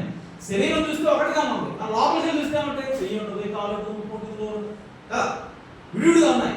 అందుమాత్రాన ఇది ఒకటిగా అంటామా? ఒకటే. ఆమేన్. అలాగే నువ్వు దోశ చూస్తే అంటే రొట్టెని చూసినప్పుడు రొట్టె ఎలా తయారు చేయబడుతుంది? గోధుమలు మెత్త చేయబడి అంత కలిపి ముద్ద చేస్తే అది ఒక రొట్టె. కానీ ఎన్ని గింజలు కలిస్తే అవుతుంది ఒక రొట్టె? ఇందులో చాలా గింజలు ఉన్నాయి. సో ఒక్కొక్క గింజకు ఒక్కొక్క పోర్షన్ ఉంది, ఒక్కొక్క భాగం ఉంది ఆ రొట్టెలో. అలాగే దేవుని ఆత్మ అనేది అనేక వధువు భాగా, అనేక ఏమంటారంటే అనేక మెంబర్స్, అనేక ఏమంటారంటే అనేక మందిగా ఉన్నటువంటి దేవుని యొక్క వధువు యొక్క భాగమే స్త్రీ ఆత్మ. కాబట్టి ఈ సోదరులారా, పెంతెకోస్తు దినాన ఆ 120 మందిలో వాలింది ఏమిటి అంటే దేవునిలో ఉన్నటువంటి స్త్రీ భాగంలో పరిశుద్ధాత్మని పరిశుద్ధాత్మ కుమ్మరించింది, వాళ్ళ మీద అనాయింట్ చేసింది, వాళ్ళ భాగం వాళ్ళకి దేవుడిచ్చింది. హల్లెలూయా. ఆ తర్వాత 3 రక్షించబడ్డారు, వాళ్ళ భాగం దేవుడు వాళ్ళకి. ఆ తర్వాత కొన్ని దగ్గర కొంతమంది రక్షించబడ్డారు, వాళ్ళు కూడా పరిశుద్ధాత్మ పొందుకున్నారు, దేవుడు వాళ్ళకు కూడా వాళ్ళ భాగాన్ని వాళ్ళకి ఇచ్చాడు. ఆ విధంగా 2000 సంవత్సరాలుగా మన అనేక మంది ఎవరైతే దేవుని యొక్క ఆలోచనలు జగత్తుకున్న దేవుడు ఉన్నారో వాళ్ళందరికీ కూడా వాళ్ళ వాళ్ళ భాగాలను దేవుడు ఇస్తూ వస్తున్నాడు. ఈరోజు నువ్వు నేను ప్రార్థన చేస్తుందంటే, తండ్రి నా భాగం నాకు, ఆ విధంగా ప్రార్థన చేద్దాం. దేవుడు ఖచ్చితంగా మన భాగాన్ని ఇస్తాడు. అదే పరిశుద్ధాత్మ. ఆమేన్. సరే, ఒక కోట్ చెప్పి నేను ముగిస్తాను. ఓకే, సో దేవుడు ఏమంటాడంటే ఆ ఆత్మ గురించి questions and answers on Hebrews, ఫిబ్రవరి రాసిన పత్రిక మీద క్వశ్చన్స్ అండ్ ఆన్సర్స్ 57వ సంవత్సరం 10వ నెల 6వ తారీఖున బోధించే ప్రవక్తలో 639వ పేరాలో ప్రవక్త మాట్లాడుతున్నాడు. God in the beginning, when He knows that men and women was made one, not two. So దేవుడు ఆదిలో స్త్రీ పురుషులు ఇద్దరిని కూడా ఆమేన్ ఒకటిగా చేశాడు, ఇద్దరుగా కాదు. ఆమేన్. They were separated, one put in flesh and one in theophany. వాళ్ళు సెపరేట్ చేసిన తర్వాత ఒకళ్ళేమో శరీరంలో ఉన్నారు, ఒకళ్ళేమో థియోఫనీలో ఉన్నారు. అంటే పురుషుడేమో శరీరంలోకి వచ్చాడు, స్త్రీ ఏమో ఇంకా థియోఫనీలోనే ఉన్నది. ఆమేన్. హీ న్యూ దట్, అది ఆయనకు తెలుసు. So in order to prove that to you, when God made the woman, He never took some dust and made her like He did the man. So వాళ్ళిద్దరూ కూడా మొదటి నుంచి ఏకంగా ఉన్నారు అన్న పాయింట్ నేను ప్రూవ్ చేయడం కోసం మీకు ఏం చెప్తున్నానంటే, ఆయన శరీరంలో వాళ్ళిద్దరిని కూడా తయారు చేస్తున్నప్పుడు స్త్రీ పురుషులు ఇద్దరిని కూడా నేల నుంచి తీయాల, పురుషుని తీశాడు, ఆ పురుషుల నుంచి స్త్రీని తీస్తున్నాడు. కాబట్టి వాళ్ళు ఆది నుంచి కూడా ఒకటే ఉన్నారని దేవుడు దాన్ని బట్టి మనం చెప్తున్నాడు అది ప్రవక్త. Okay, and she become a byproduct of man. కాబట్టి ఆమె పురుషుని నుండి ఉపోత్పత్తి అయింది. ఆమేన్. Because she is part of him. ఎందుకంటే ఆమె ఆయనలో భాగమై ఉన్నది, మొదటి నుంచి కూడా భాగమై ఉన్నది. You get it now? మీకు అర్థమవుతుందా? సి దేర్ యు ఆర్, అది సంగతి అంటారు. ఆ నవలికాలలో దేర్ ఆర్ ద ఏంజెల్స్, అక్కడ దూతలు ఉన్నారు. ఆమేన్. And God and the spirit that is joined with God is one spirit. ఇక్కడ ఇది గమనించండి, ఇది చెప్పాలి. ప్రవక్త ఏంటంటే గాడ్ దేవుడు మరియు ఆయనతో అనగా దేవునితో జత కలిసినటువంటి ఆత్మ ప్రవక్త అంటాడు. ఓకే, సో నేను ఏదైతే పాయింట్ చెప్పానో ఆ పాయింట్ ప్రవక్త చెప్తున్నాను. అదేమంటాడంటే now God and the spirit that is joined with God is one spirit. So దేవుడు అలాగే దేవునితో జత కలిసిన ఆత్మ, ఈ రెండు కూడా ఒకటే. ఆమేన్. గాడ్ ఈస్ వన్ స్పిరిట్, వాళ్ళిద్దరూ కలిసి ఒకటే ఆత్మ. ఆమేన్. సో దేవుడు ఒకడేనా? ఇద్దరా? దేవుడు ఒకడే. దేవుడు ఆత్మ ఒక ఆత్మే. ఆమేన్. పౌలు చెప్తాడు మనకు ఒక ఆత్మ, ఒక బాప్తిసం, ఒక దేవుడు, ఒక ప్రభు అని చెప్తున్నాడు కదా. సో దేవుడు ఒక ఆత్మ అయినాడు, ఆ ఒక్క ఆత్మలో ఇంకొక ఆత్మ జాయిన్ అయిందంటే, దేవుడితోటి ఇంకొక ఆత్మ జాయిన్ అయినప్పుడు వాళ్ళతో కలిసి ఒకటే ఆత్మ ప్రవక్త. అంటే ఒక ఆత్మలో రెండు భాగాలు ఉన్నాయి అని ప్రవక్త అంటాడు. ఆమేన్. So one spirit, that is right. Now the spirit of God that dwells in the church is the spirit that come from heaven. So దేవునిలో ద స్పిరిట్ ఆఫ్ గాడ్, సంఘములో నివసించే దేవుని ఆత్మ ఏంటంటే అది పరలోకం నుండి వచ్చిన ఆత్మ ఏంటి. ఆమేన్. So that spirit that comes from heaven that God knew before the foundation of the world, that rejected the devils, అంటే సంఘము మీదకి వచ్చిన ఆత్మ ఎక్కడి నుంచి వచ్చింది అంటే అది దేవునిలో భాగమైనటువంటి పరలోకం నుంచి వచ్చిన దేవుని ఆత్మ. హల్లెలూయా. అది ప్రవక్త అన్నాడు, అది ఎక్కడి నుంచి ఉంది అంటే that God knew before the foundation of the world. ఆ ఆత్మను దేవుడు ఎప్పటి నుంచి ఎరిగి ఉన్నాడు అంటే జగత్తు పునాది వేయబడక నుంచి ఆ ఆత్మ దేవుడు ఎరిగి ఉన్నాడు. హల్లెలూయా. That rejected the devils lie. ఆ ఆత్మ దెయ్యం యొక్క అబద్ధాన్ని వ్యతిరేకించిందంట, తిరస్కరించిందంట. ఆమేన్. And that spirit had to take a body of flesh. ఆ ఆత్మ శరీరం ధరించవలసి వచ్చింది, శరీరము ధరించాల్సి వచ్చింది. ఆమేన్. To take his testings. ఆ ఆత్మ ఎందుకు పరీక్షించబడటం కోసము. ఆమేన్. ఏ ఆత్మ అయితే దేవునిలో భాగమైనదో, ఏ ఆత్మ అయితే ఈ భూమి మీద ఉన్నటువంటి ఆ దేవుని యొక్క సంఘంలోకి మీదకి వస్తూ ఉందో ఆ ఆత్మ శరీరం ధరించవలసి వచ్చిందంట. ఎందుకు శరీరం ధరించింది అంటే పరీక్షకు నిలబడటం కోసం. హల్లెలూయా. పరీక్షించబడటం కోసం. ఆమేన్. He had to come flesh like these other spirit. ఆయన కూడా మిగిలిన వారిలాగా ఆయన కూడా శరీరం ధరించాల్సి వచ్చింది అన్నాడు. మిగిలిన వాళ్ళలాగా ఆయన కూడా అంటే అర్థం ఏంటి? దేవుని ఆత్మలో భాగమైనటువంటి ఆ ఆత్మ శరీరం ధరించింది ఎందుకోసం? పరీక్షించబడటానికి. హల్లెలూయా.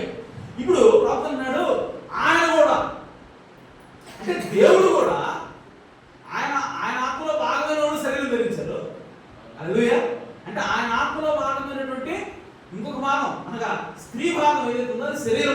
ధరించినట్టుగానే ఇప్పుడు ఆయన కూడా శరీరం ధరించాడు. వాడు ఎందుకు టెస్ట్ చేయబడడానికి? ఈయన కూడా అందుకోసమే ఈ భూమి మీదకి వచ్చాడు. హల్లెలూయా. అంటే ప్రవక్త అంటాడంటే ఆయన ఆత్మలో రెండు భాగాలు ఉన్నాయి. ఒక భాగం ఆల్రెడీ శరీరము ధరించింది. సో కాబట్టి ఆయన కూడా అంటే దేవుడు కూడా పురుషాత్మ కూడా ఇప్పుడు శరీరము. హల్లెలూయా. సో కాబట్టి to take his testing he had to come flesh like the other spirit. వేరే వాళ్ళు చేసినట్టు ఆయన కూడా చేయాల్సి వచ్చింది. And all of them put on the equal yoke. So కాబట్టి వాళ్ళందరూ కూడా ఒకటే కాడిని మోయాలి. వీళ్ళు ఏ కాడి మోస్తున్నారో ఆమేన్ అదే కాడి ఆయన కూడా మోయాలంటే ఆయన కూడా శరీరం వేసుకుని రావాల్సి వచ్చింది. హల్లెలూయా. సో కాబట్టి ఈక్వల్ యోక్ అందరూ సమానంగా కాడి మోయాలని ఉద్దేశించి ఆయన కూడా దిగొచ్చి కాడి మోస్తున్నాడు శరీరం ధరించి. ఆమేన్. And God by the beginning know the spirits that would and which would not. So కాబట్టి దేవుడు ఆది నుంచి కూడా ఓకే ఏవి ఆత్మలో ఏవి అంటే అక్కడ ఉన్న ఆత్మలు ఏవో అక్కడ ఉన్న ఆత్మలు ఏవి కావో దేవుడికి ఆల్రెడీ ముందుగానే తెలుసు, ఆది నుంచే తెలుసు. ఆమేన్. దేర్ యు ఆర్, అక్కడ మీరు ఉన్నారు. అది సంగతి. that devil is so wise he would just deceive the very elect if possible. కాబట్టి ఎవరైతే ఎన్నిక చేయబడి ఉన్నారో వాళ్ళని కూడా మోసపరిచేంత తెలివిగలడు దెయ్యం అంటారు. హల్లెలూయా. ఎవరు ఎన్నిక చేయబడ్డ వాళ్ళు అంటే ఆది నుండి అనగా జగత్తు పునాది వేయబడక నుండి దేవుని ఆత్మలో భాగమైన వాళ్ళు.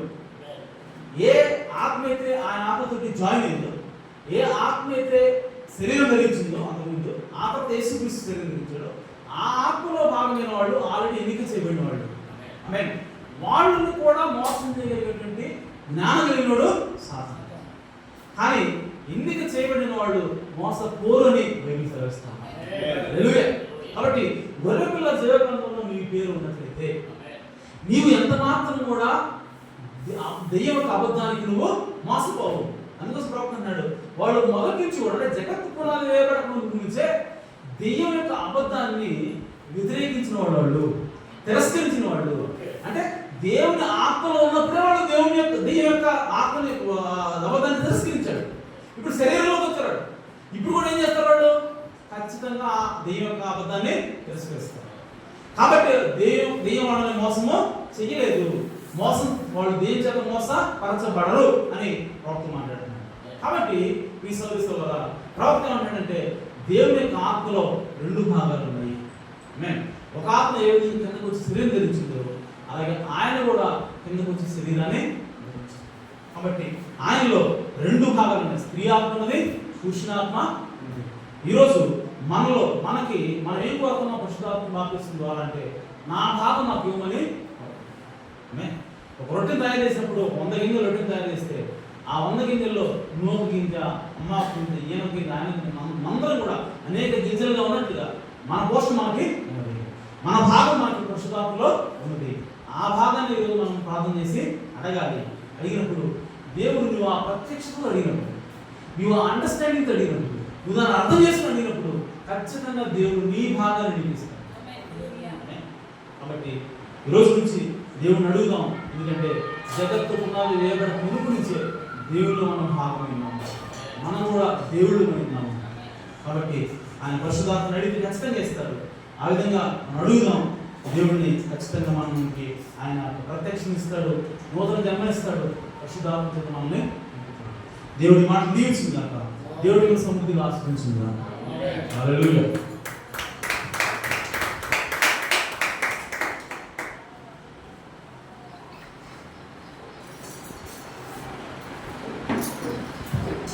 హల్లెలూయా.